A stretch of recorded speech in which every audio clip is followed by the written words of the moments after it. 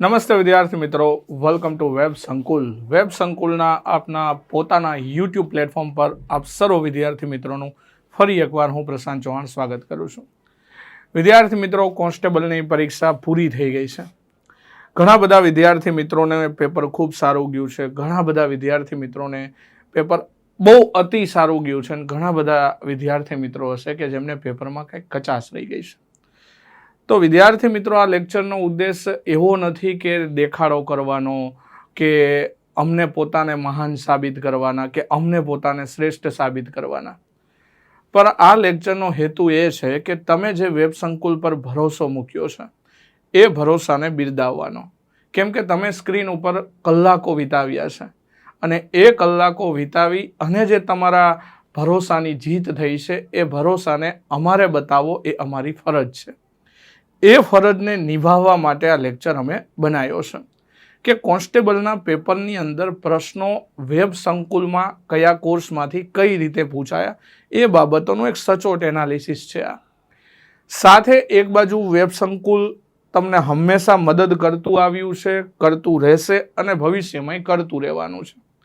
ઘણા બધા વિદ્યાર્થી મિત્રો એમ કહેશે, સાહેબ બધેથી પૂછાયું છે, સાહેબ સિલેબસ મુજબ પેપર પૂછાયું છે, સાહેબ બુકમાંથી પૂછાયું છે. બધી વાત સાચી, એમાં અમે કોઈ આનાકાની કરતા જ નથી.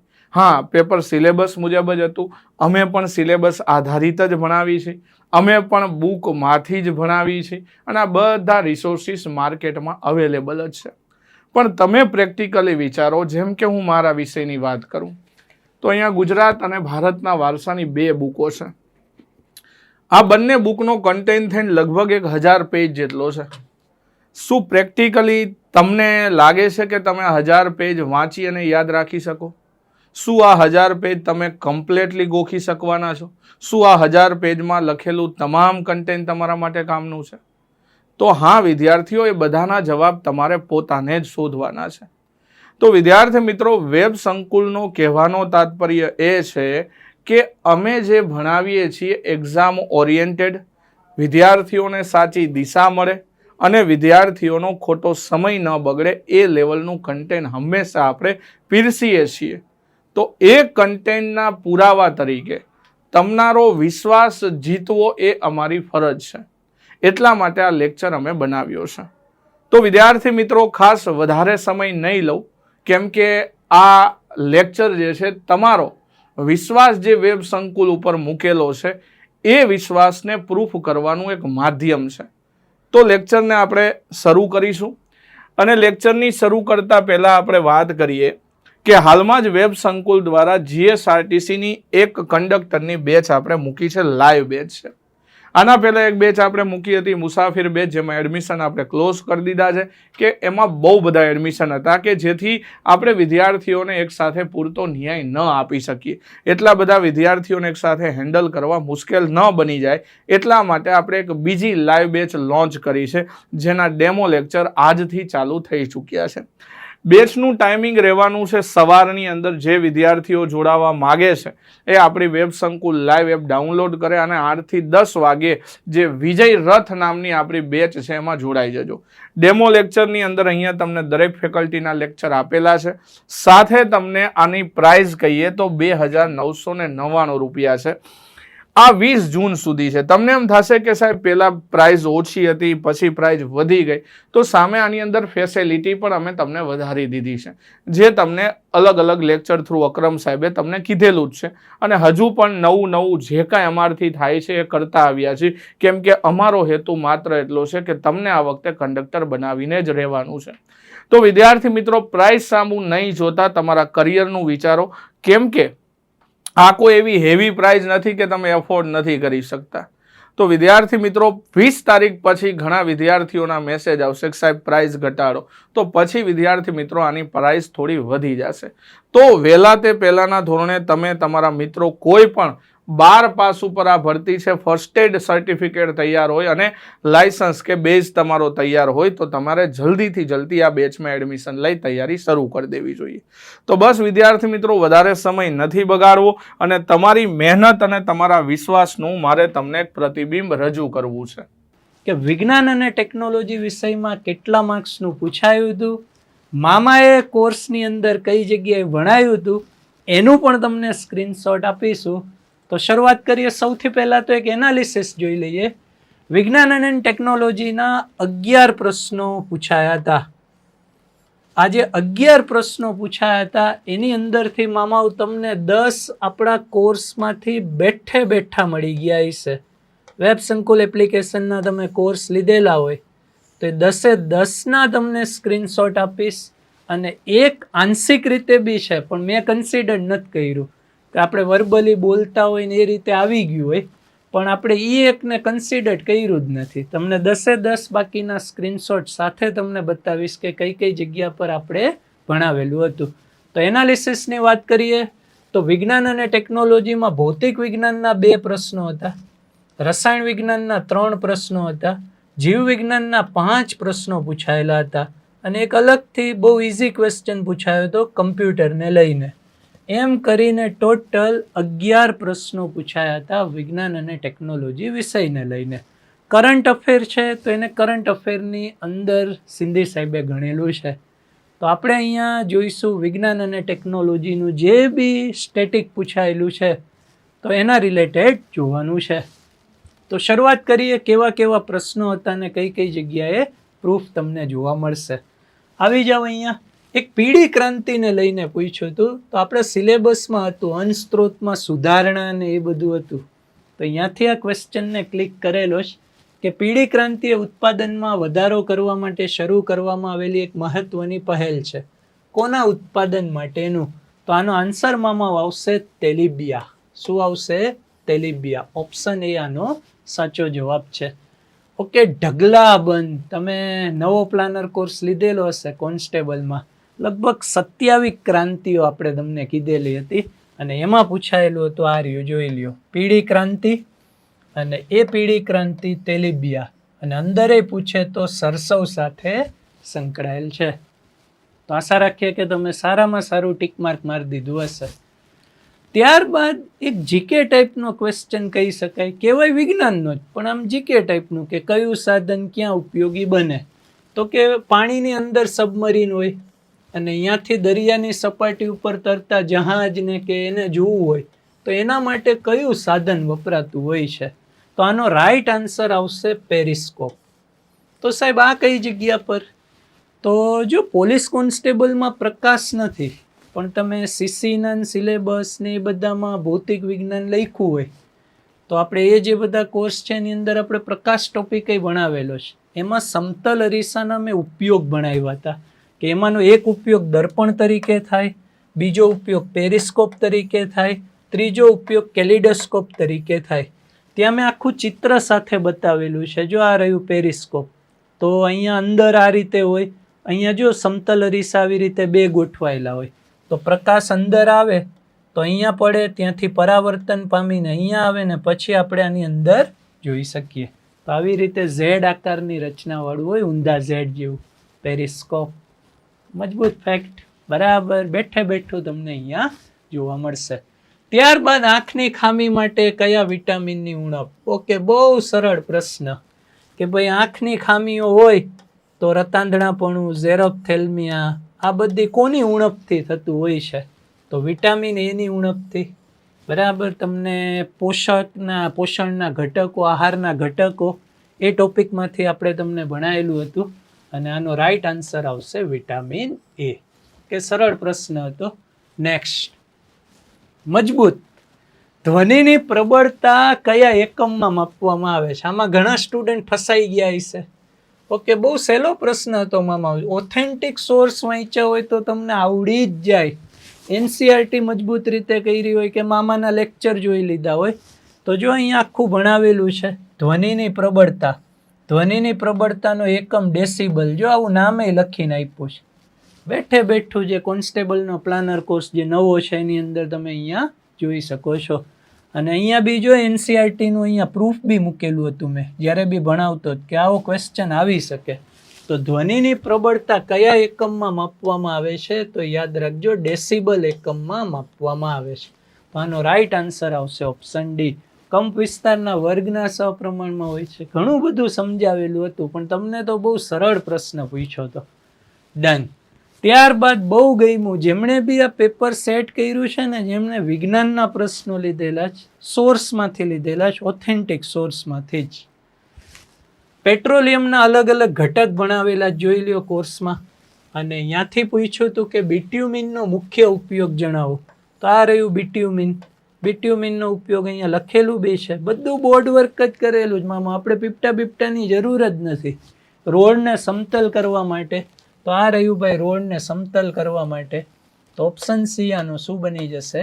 સાચો જવાબ બની જશે. છે ને, 8મા ધોરણની NCERT-ઓમાંથી આવા બધા ક્વેશ્ચનો નીકળેલા છે. ત્યારબાદ જીવ વિજ્ઞાનમાંથી પૂછ્યું હતું કે ખોરાકનું સૌથી વધુ પાચન ને શોષણ. આખું નાનું આંતરડું ડિટેલમાં તમને કીધું હતું કે જ્યાં સંપૂર્ણપણે પાચન થતું હોય છે કાર્બોદિત, પ્રોટીન, ચરબીનું, અને પછી નાના આંતરડામાંથી રસાંકુરો નીકળે ને એ શોષણ કરે. આખું તમને બતાવેલું છે. તો સૌથી વધુ પાચન, સંપૂર્ણ પાચન આ બધા કયા અંગમાં થાય છે? નાના આંતરડાની અંદર થાય છે. તો રાઈટ આન્સર આવશે ઓપ્શન એ. ત્યારબાદ એક કમ્પ્યુટરનો પ્રશ્ન હતો, બરાબર, કે URL એટલે શું? તો URL નો મતલબ થાય યુનિફોર્મ રિસોર્સ લોકેટર. તો કમ્પ્યુટર જે વિષય છે એની અંદરથી પૂછાયેલું હતું. તો જે તે જેને વિષય હોય આપણે જે બી કોર્સની અંદર કમ્પ્યુટર, ત્યાં આપણે આ બધું બતાવતા જોઈએ છીએ. URL યુનિફોર્મ રિસોર્સ લોકેટર, વેબસાઇટની લિંક હોય એને URL કહેવામાં આવે છે. વેબ પેજનું જે સરનામું હોય એને શેના તરીકે ઓળખવામાં આવે છે? URL તરીકે ઓળખવામાં આવે છે. ત્યારબાદ ફરી જીવ વિજ્ઞાનનો પ્રશ્ન પૂછ્યો હતો કે જીભનું ટેરવું કયો સ્વાદ જલ્દી પારખે છે? તમને જીભનું આખું કચ્ચર ઘાણ કરાવેલું જોઈ લ્યો. એમાં જીભનું ટેરવું કયો ભાગ તપાસે છે? ગળિયો ભાગ તપાસે છે. અહીંયા બોર્ડ વર્ક બી કરેલું છે. તો જીભનું ટેરવું જે છે એ કયો ભાગ તપાસે છે? તો કે ગળિયો ભાગ તપાસે છે. ઓપ્શન ડી આનો શું આવશે? સાચો જવાબ. એના પછી પ્રદૂષિત થયેલા પાણીથી કયા રોગ થાય?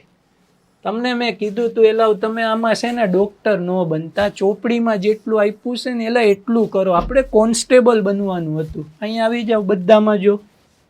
કોલેરા દૂષિત પાણી, બરાબર, ટાઇફોઇડ દૂષિત પાણી, ઓકે, હિપેટાઇટિસ એ એટલે કમળો, અહીંયા જુઓ પાણી. ધેટ્સ ઇટ, બરાબર.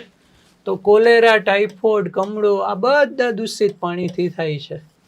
ડી આનો શું આવશે? સાચો જવાબ. અહીંયા ક્યાં આપણે બધું કારીગરાઈ કરવાની જરૂર જ હતી.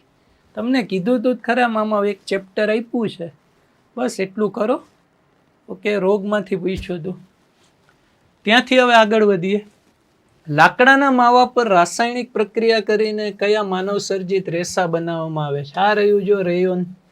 લાકડાના માવા, રાસાયણિક પ્રક્રિયા, બરાબર, બેઠું મામાઓ, બરાબર. Okay, rayon. ઓપ્શન એ આનો રાઈટ આન્સર આવશે. પહેલા અજ સંશ્લેષિત રેસા. આ લાકડાના માવા કુદરતી, માનવે પ્રક્રિયા કરી. નેક્સ્ટ આગળ વધીએ. આ એક પ્રશ્ન કહેવાય ને, આમ જ્યારે બી રોગ ચાલતા હોય, ડાયાબિટીસ હોય, તો ડાયાબિટીસ સ્વાદુપિંડની અંદર કહેવાય ને ઇન્સ્યુલિન વ્યવસ્થિત રીતે ઉત્પન્ન ન થાય ત્યારે ડાયાબિટીસ નામનો રોગ થતો હોય છે. તો ત્યાં આંશિક રીતે આવી બધી ચર્ચા કરી હોય ડાયાબિટીસની, પણ આપણે કોઈ અહીંયા લખાણ કેવું એ લખ્યું નહોતું કોર્સમાં. તો આ એક ક્વેશ્ચન તમને ન આવડ્યું હોય તો આને તમે ઈ કરી શકો. તો ડાયાબિટીસ હોય એની અંદર જે બાળપણ કે કિશોરાવસ્થામાં જોવા મળે ને એ ટાઈપ 1 ડાયાબિટીસ હોય છે. તો આનો રાઈટ આન્સર શું આવશે ભાઈ? ઓપ્શન એ આવશે. તો 11 પ્રશ્નો હતા, એમાંથી મામા આપણે તમને 10 પ્રશ્નો કાઢીને આપ્યા. દોસ્તો ખૂબ સારું એવું પેપર હતું. આમ જોઈએ તો 21 માર્ક્સનું ભૂગોળ હતું, એમાંથી 18-19 ક્વેશ્ચન તો આરામથી થઈ જાય એવા હતા. મતલબ કે અઘરા નહોતા એટલા બધા. 2-4 ક્વેશ્ચન થોડાક આપણને ટફ પડે એવા હતા, અઘરા પડે એવા હતા. બાકી મીડિયમ અને ઇઝી લેવલના ક્વેશ્ચન્સ હતા.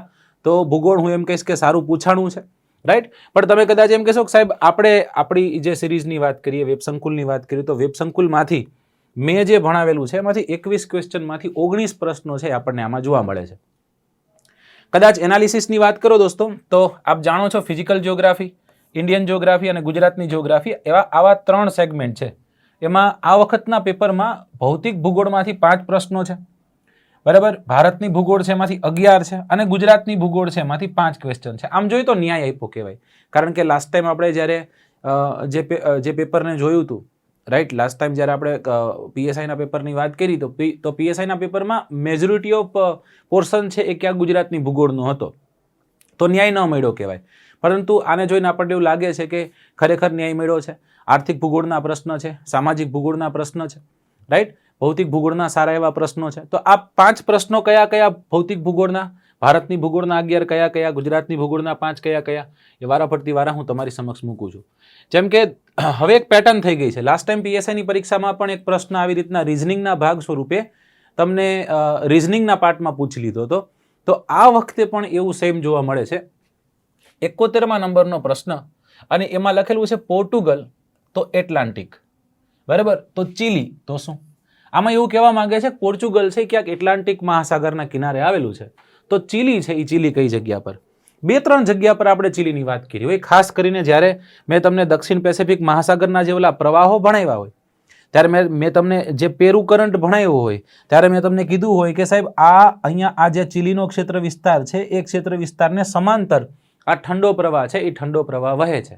અને અત્યારે તો એમ પણ ચર્ચામાં છે આ જ તે પ્રવાહના કારણે, આ જ વિસ્તારના કારણે આપ જાણો છો કે અલ્નિનોની પોસિબિલિટી થાય છે. મતલબ આ ક્ષેત્ર વિસ્તારની આપણે વાત કરી રહ્યા છીએ. તો ચીલી તો એ પેસિફિક મહાસાગરના કિનારે આવેલો એક પતલો એવો દેશ છે જે એન્ડીઝ માઉન્ટેનથી ઘેરાયેલો છે. ઓકે, તો આમાં સાચો જવાબ શું આવતો દોસ્તો? પેસિફિક મહાસાગર છે એ સાચો જવાબ આવતો હતો. ત્યાંથી આગળ જઈએ, સાતપુડા પર્વતમાળા ખાલી જગ્યા નદીઓ વચ્ચે છે. બહુ પ્રશ્ન પૂછાણા છે, વારંવાર પૂછાણા છે.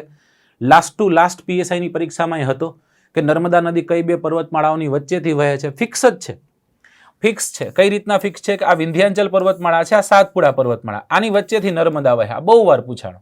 અને એવી ને એવી એક નદી તાપી છે જે સાતપુડાને સમાંતર વહે.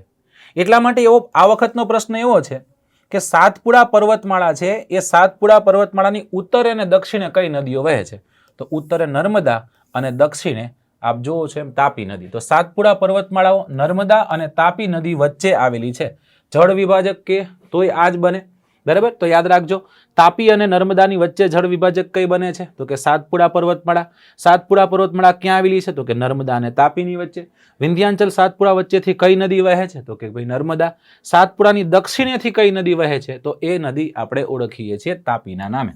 તો આમાં સાચો જવાબ શું બનતો હતો? સાચો જવાબ બનતો હતો ઓપ્શન સી. ચાલો ત્યાંથી આગળ, વસ્તી ગણતરી 2011ના આંકડા અનુસાર ભારતના નીચેના પૈકી કયા રાજ્યમાં દર 1000 પુરુષે સ્ત્રીઓનું પ્રમાણ છે એ સૌથી વધુ છે? આપ જાણો છો અને આપણે જાતિ પ્રમાણ કહીએ છીએ. દર 1000 પુરુષે સ્ત્રીઓની સંખ્યા કેટલી છે? તો એ જોવા જઈએ, 943નો આંકડો ભારતનો તમને ખ્યાલ હશે, ગુજરાતનો 919નો આંકડો તમને ખ્યાલ હશે, 18 પોઈન્ટ સમથિંગ એટલે 19નો આંકડો. પણ અહીંયા એવું પૂછ્યું સૌથી વધુ. જો તમે જોઈ શકો છો ભારતમાં સૌથી વધુ કોની પાસે છે? કેરળ પાસે 1084. દર 1000 પુરુષે 1084 સ્ત્રીઓ છે. જ્યારે હરિયાણામાં તમે જોઈ શકો છો 879 સમથિંગ આવો કંઈક આંકડો છે. એટલે અહીંયા સ્ત્રીઓની સંખ્યા ખૂબ જ ઓછી આપણને જોવા મળે છે. તો આમાં પ્રશ્નમાં સાચો જવાબ શું બનતો હતો દોસ્તો? કેરળ. લિટરેસી પૂછી હોત તોય તે કેરળ બનતો હતો. ચાલો પછીનો ક્વેશ્ચન છે, ગંગા, યમુના અને સરસ્વતીના સંગમ સ્થાને ખાલી જગ્યામાં યોજાતો માઘનો મેળો વિશ્વનો સૌથી મોટો અને જૂના આધ્યાત્મિક કાર્યક્રમોનું માનો એક છે. બરાબર દોસ્તો, આ ક્વેશ્ચન છે. ક્વેશ્ચન આપણે તમે જ્યોગ્રાફીમાં લઈ શકો, આને તમે આર્ટ એન્ડ કલ્ચરમાં પણ લઈ શકો.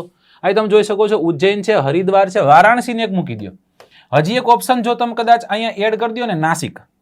તો આ નાસિક એડ થતા 5 જગ્યા પર જે કુંભ મેળાઓ ભરાય છે તે, અને યાદ રાખવા માટે આપણે સૂત્ર બનાવ્યું હતું HP નું. પેટ્રોલ તો HP નું. H એટલે હરિદ્વાર, P એટલે પ્રયાગરાજ, N એટલે નાસિક અને U એટલે ઉજ્જૈન. તમે કહેશો કે સાહેબ આમાં ક્યાં આવ્યું? હવે તમે અહીંયા તમે જોઈ શકો છો કે આ નદી છે, આ નદીનું નામ આ નદીનું નામ છે ગંગા. નીચેથી આવતી નદી, એ નદીનું નામ છે યમુના. અને હજી એક નદી આને મળે સરસ્વતી. ગંગા, યમુના અને સરસ્વતીના સંગમ સ્થાને, ગંગા, યમુના, સરસ્વતીના સંગમ સ્થાને પ્રયાગરાજ આપણને જોવા મળશે. ઓકે, તો સાચો જવાબ અહીંયા શું આવતો દોસ્તો? પ્રયાગરાજ આવતો હતો. નેક્સ્ટ ક્વેશ્ચન, નીચેના પૈકી કયો ગ્રહ કયા ગ્રહ પર સૂર્ય પશ્ચિમ દિશામાં ઉગે છે? અહીંયા મેં તમને એવું સમજાવેલું કે 2 ગ્રહો છે કે જે ઊંધા ફરે છે. બરાબર, એક તો પેલો તો શુક્ર છે. નોર્મલી પૃથ્વી સહિત બધા જ ગ્રહો છે ને એ બધા જ ગ્રહો કેમ ફરે છે ખબર? આમ ફરે છે, પશ્ચિમથી પૂર્વ તરફ. પણ એક શુક્ર નામનો ગ્રહ ઊંધો ફરે છે. સાથે સાથે આ ગ્રહ તો આમ સૂતેલો હોય ને એવો 98 ડિગ્રીએ ઝૂકેલો છે, એટલે સૂતેલો એવું લાગે, એટલે લાગે એવું કે ઉત્તર દક્ષિણ ફરે છે. પણ આ ઉત્તર દક્ષિણની સાથે સાથે પશ્ચિમ પૂર્વનો જ ત્યાં ભાગ છે. એટલે પૂર્વથી પશ્ચિમ તરફ લગભગ આ બે ગ્રહો બે ગ્રહો છે, એ બે ગ્રહો ચાલતા જોવા મળે. એક ગ્રહ કયો છે? એક છે શુક્ર. બીજો ગ્રહ કયો છે? તો કે બીજો ગ્રહ છે યુરેનસ. આમાં ક્યાંય શુક્ર આપેલો નથી, તો આમાં જવાબ શું આવશે દોસ્તો? જવાબ આવશે યુરેનસ. અને એવી રીતના યાદ રખાયો હતો. આંતરિક ગ્રહનો પહેલેથી બીજો ઊંધો, બરાબર, બાહ્ય ગ્રહનો પાછળથી બીજો ઊંધો. આંતરિક ગ્રહનો પહેલેથી બીજો સૌથી ગરમ, બાહ્ય ગ્રહનો પાછળથી બીજો ગ્રહ સૌથી ગરમ. આવી રીતે ક્યાંક મેં તમને ટ્રીકથી યાદ રખાવ્યું હતા. ત્યાંથી આગળ જઈ નીચેના પૈકી કયા દરિયાઈ સરોવર અથવા તો લગુન સરોવરો છે? તો ચિલ્કા આપ જાણો છો, લગુન સરોવર છે. પુલિકટ જાણો છો, લગુન સરોવર છે. નળ સરોવર તો ભાઈ ગુજરાતમાં વચ્ચોવચ આવ્યું છે, આ દરિયાના પાણીથી કઈ રીતના બન્યું હોય સરોવર? તો કદાચ એમાં આપણે પૂર્વ તટીય મેદાનો છે, એમાં મેં તમને ભણાવેલું છે કે અહીંયા ચિલ્કા છે, પુલિકટ છે, કોલેરું છે, બરાબર, એવા લગુન સરોવરો અહીંયા આવેલા છે. તો ચિલ્કા અને પુલિકટ શું છે? તો કે લગુન સરોવર. નળ સરોવર લગુન સરોવર છે નહીં. તો આમાં સાચો જવાબ શું આવશે? 1 અને 2. Next question. હવા તાપમાન તફાવતને લીધે વિષુવવૃત્ત ઉપર વાતાવરણમાં ભારે વાયુઓ હોય છે. હવા તાપમાનના લીધે, તાપમાનના તફાવતને લીધે વિષુવવૃત્ત ઉપરના વાતાવરણમાં વાયુઓ કેવા હોય છે? શું કીધું છે? હવા તાપમાનના તફાવતને લીધે વિષુવવૃત્તના ઉપરના વાતાવરણમાં ભારે વાયુઓ. દોસ્તો આપ જાણો છો કે સૂર્યના સીધા કિરણો વિષુવવૃત્તના ક્ષેત્ર વિસ્તારમાં પડે. જ્યાં સૂર્યના સીધા કિરણો પડે છે એ જગ્યા પર હવા પાતળી થાય, રાઈટ. જે હલકા વાયુઓ છે એ ઉપર ચડે છે, રાઈટ. ભારે વાયુઓ છે એ ક્યાં છે? તો કે ભારે વાયુ આપણને નીચે જોવા મળશે. તો ઉપરના વાતાવરણની વાત કીધી છે, તો ત્યાં સૌથી ઓછા ભારે વાયુ આપણને જોવા મળે. ચલો અહીંયા મેં તમને એક્સપ્લેન કર્યું તે. Question number 134. ખાલી જગ્યા ભારતમાં કોફીનું સૌથી મોટું ઉત્પાદક રાજ્ય છે. 2-4 જગ્યાએ આ વસ્તુ મેં તમને ભણાવેલી છે. એક તો હું જ્યારે તમને કૃષિ ભણાવતો હતો ત્યારે કીધું કે કોફી આવે એટલે એક જ રાજ્ય આવે. એ રાજ્યનું નામ છે કર્ણાટક, અને કર્ણાટકનો કુર્ગ નામનો ક્ષેત્ર. બાબા બુદાનની ક્યાંક આપણે વાત કરી હતી. સૌપ્રથમ કોફીનો છોડ લાવ્યા. આ વિસ્તારમાં રોબસ્ટર, એરેબિક, બે પ્રકારની જે કોફીઓ છે, એમાં ભારતમાં જે થતી એરેબિક કોફી છે જેનું બહુ મહત્વ છે. તો એ કોફી અહીંયા થાય છે, રાઈટ. તો એમાં સાચો જવાબ શું બનતો હતો? કર્ણાટક. કર્ણાટકનો કુર્ગ વિસ્તાર. અહીંયા મેં તમને ભણાવેલું. સાહેબ તમે કહેશો કે સાહેબ અહીંયા નોર્વેસ્ટરમાં ક્યાં ભણાવેલું? મેં તમને પ્રી મોન્સૂન સાવર ભણાવેલા. ત્યારે મેં તમને કીધું હતું કાલ વૈશાખી, કીધું હતું ચેરી બ્લોસમ છે જે કોફીના પાકને મદદ કરે છે, અને આમ્રવૃષ્ટિ છે જે કેરીના પાકને મદદ કરે છે. ચલો સર નેક્સ્ટ. નીચેના પૈકી કઈ લોહ ખનિજ એટલે કે ફેરસ મિનરલ છે? દોસ્તો ખનિજના બે પ્રકાર, મુખ્ય બે પ્રકાર. એક ધાત્વિક ખનિજ, એક અધાત્વિક ખનિજ. ત્રીજું સંચાલન શક્તિના સાધનો. ધાત્વિક ખનિજના બે પ્રકાર છે. પહેલો પ્રકાર કયો? તો કે લોહયુક્ત. બીજો કયો? તો કે બિન લોહ.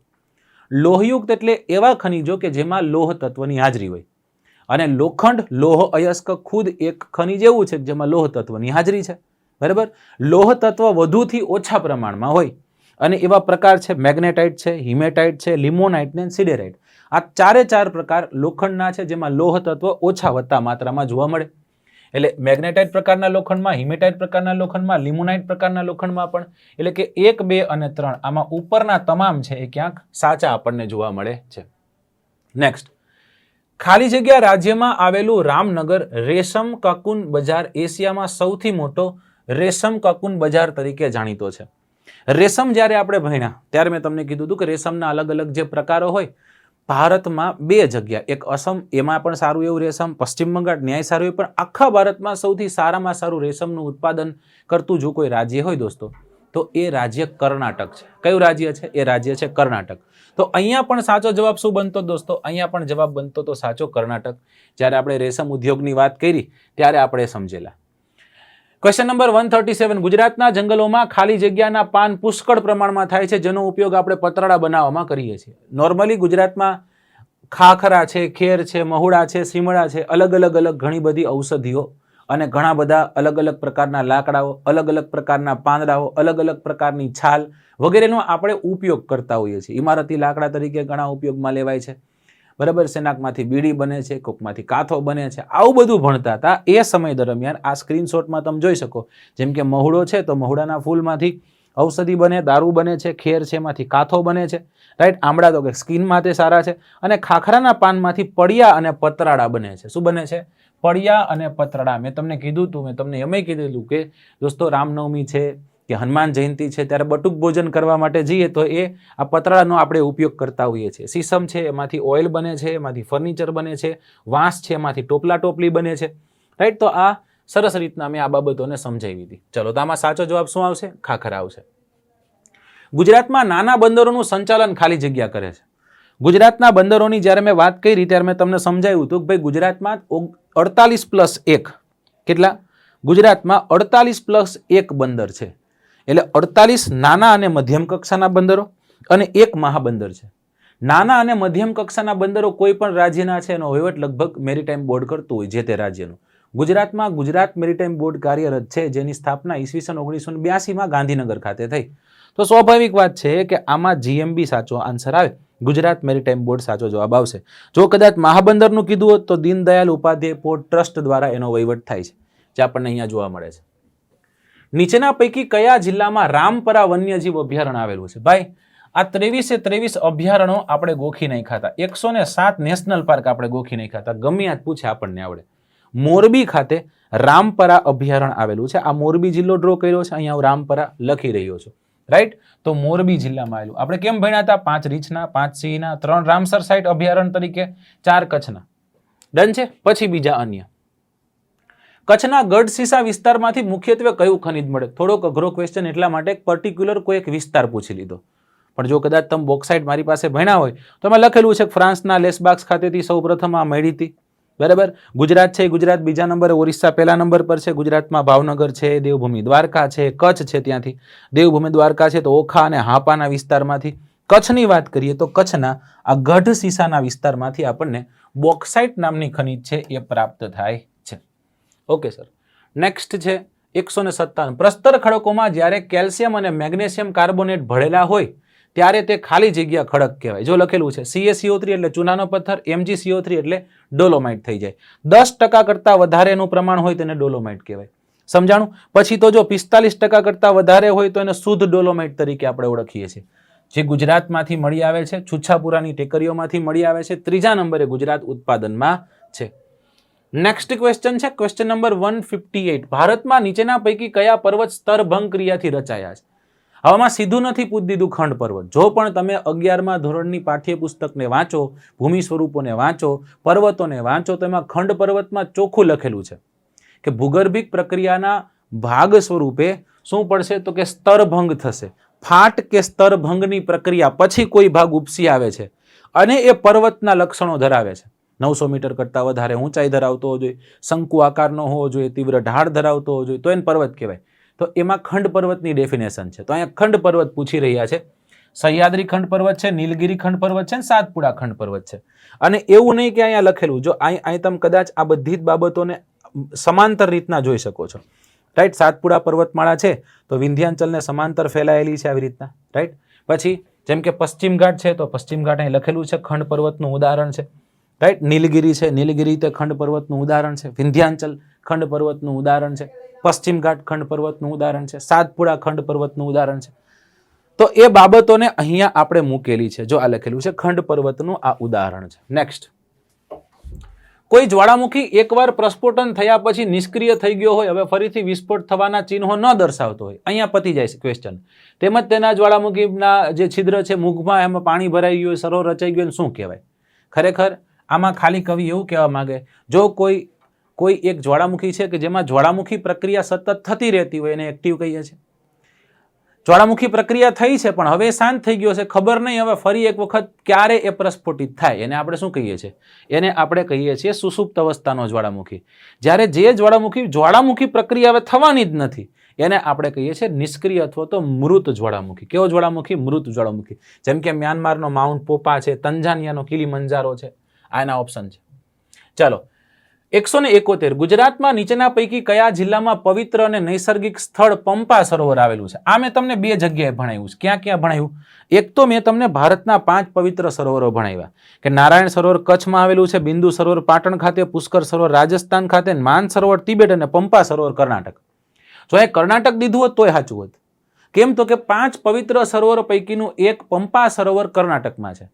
પણ ડાંગ જિલ્લામાં ડુંગરાળ પ્રદેશ જ્યારે ભણતા હશું ત્યારે કીધું હશે કે એક ગીત પણ ગાઈ બતાવ્યું હશે કે પંપા સરોવરને પાર રે એવી સબરીની ઝૂંપડી, પવન આવે ને ઝોલા ખાય રે એવી સબરીની ઝૂંપડી. સબરીબાઈની ઝૂંપડી જે સરોવરના કિનારે હતી, બરાબર, એ સરોવર એટલે બીજું કહીને આપણે પંપા સરોવર કહીએ છીએ. આ ડાંગ જિલ્લામાં આવે.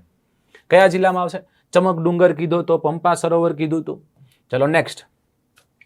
પૃથ્વીના બંને ગોળાર્ધમાં 30 થી લઈ અને 40 અક્ષાંશ વૃત્તો વચ્ચેના પ્રદેશમાં એના પૂર્વ કિનારે ખાલી જગ્યા વરસાદ થાય છે, જ્યારે એના પશ્ચિમ કિનારે ખાલી જગ્યા વરસાદ પડે છે. આ ક્યારે સમજાત? આપણે ઘણી વસ્તુ છે એ મેં તમને મૌખિક સમજાવી. જ્યારે આપણે રણ પ્રદેશનું નિર્માણ જોતા હતા કે રણ પ્રદેશ કેમ આપણને કોઈ પણ ખંડની પશ્ચિમે વધુ રણ પ્રદેશ જોવા મળે છે, રાઈટ, એ આપણે ભણ્યા હતા. એ સમય દરમિયાન આપણે ઓલા ઠંડા પ્રવાહોની પણ વાત કરી હતી અને વરસાદની પણ આપણે વાત કરી હતી. તો આમાં વધુ અને ઓછો આપણને જોવા મળશે, રાઈટ. તો ઓપ્શન બી અહીંયા સાચો જવાબ છે કે પૂર્વ કિનારે છે એ પૂર્વ કિનારે વધુ અને પશ્ચિમ કિનારે હર હંમેશને માટે આપણે ઓછો વરસાદ જોઈએ છીએ. અને એટલા જ માટે પશ્ચિમ કિનારે આપણને શું જોવા મળતા હોય છે?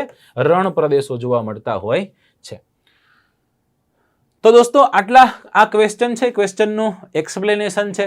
અને આશા રાખું છું કે આના આપણે જે મેં તમને અત્યારે પ્રશ્નો આપ્યા એ પ્રશ્નો પરથી આવનારી પરીક્ષાઓમાં કઈ રીતના પ્રશ્ન પૂછાઈ શકે. સાથોસાથ આ એક લેક્ચર બનાવવા પાછળનો મુખ્ય આદર્શ એ નથી કે 21 માંથી 19 અમારામાંથી વેબસંકુલમાંથી પૂછાણા, પણ મુખ્ય ઉદ્દેશ એ છે દોસ્તો કે ખરેખર ક્વેશ્ચન ક્યાંથી પૂછાતા હોય છે, કઈ રીતના પૂછાતા હોય છે ને એને તૈયાર કઈ રીતના કરવા.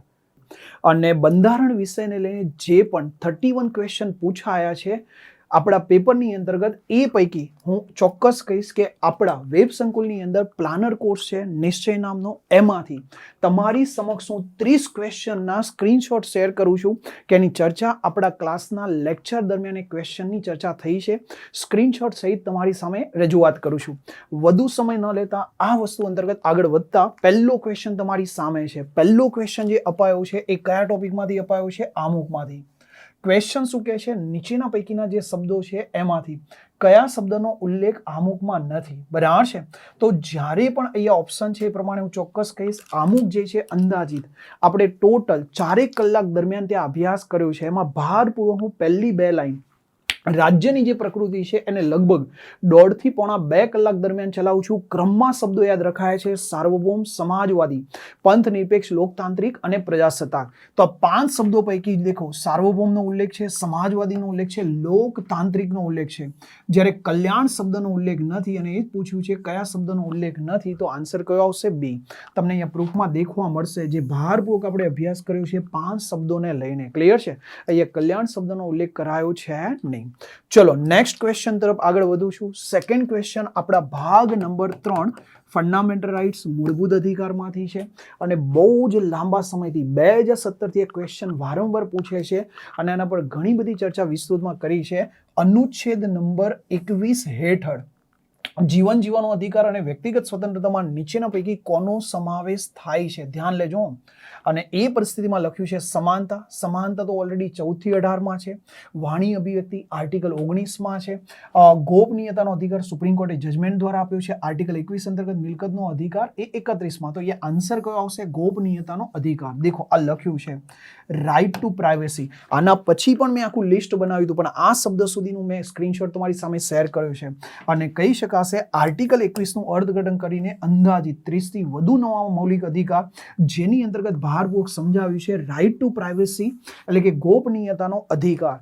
કે.એસ. પુટ્ટાસ્વામી કેસ, જેની અંતર્ગત રિટાયર્ડ જજ દ્વારા કરવામાં આવેલી પિટિશનને આધારે આ જજમેન્ટ આવ્યું છે.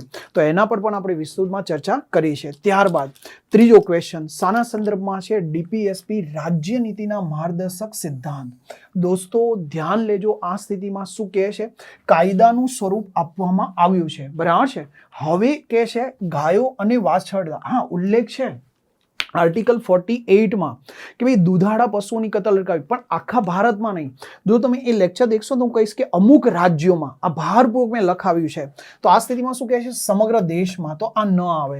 બીજું, માદક જે પીણા છે, બરાબર છે, હાનિકારક સ્વાસ્થ્યને હાનિકારક જે પણ માદક પીણા છે એનો પ્રતિબંધ. પણ દેખો ગુજરાત, બિહાર વગેરેમાં આલ્કોહોલ પ્રોહિબિશન, સમગ્ર દેશમાં નહીં, માટે આ ન આવે. પણ હા, પંચાયતી રાજ સંપૂર્ણ આજે આખા ભારતમાં લાગુ પડી ચૂક્યું છે. અને પંચાયતી રાજ જે લાગુ પડી ચૂક્યું છે 73મો બંધારણીય સુધારો 1992, અને અહીંયાથી ફરજિયાત થયું છે. તો આને સંપૂર્ણ કાયદાકીય સ્વરૂપ મળી ગયું ગણવામાં આવે. ક્લિયર છે? તો કયો આન્સર બનશે? આન્સર બનશે સી. બરાબર છે. ચલો નેક્સ્ટ આગળ દેખીએ. ભારતમાં રાષ્ટ્રપતિ તરીકે ચૂંટાવા માટે લઘુત્તમ વય કેટલી જોઈએ? આપણું પહેલું લેક્ચર ઇન્ટ્રોડક્શન સેશનની અંદર ટોટલ કેટલા સિદ્ધાંત સમજાવું છું? 5 સિદ્ધાંત.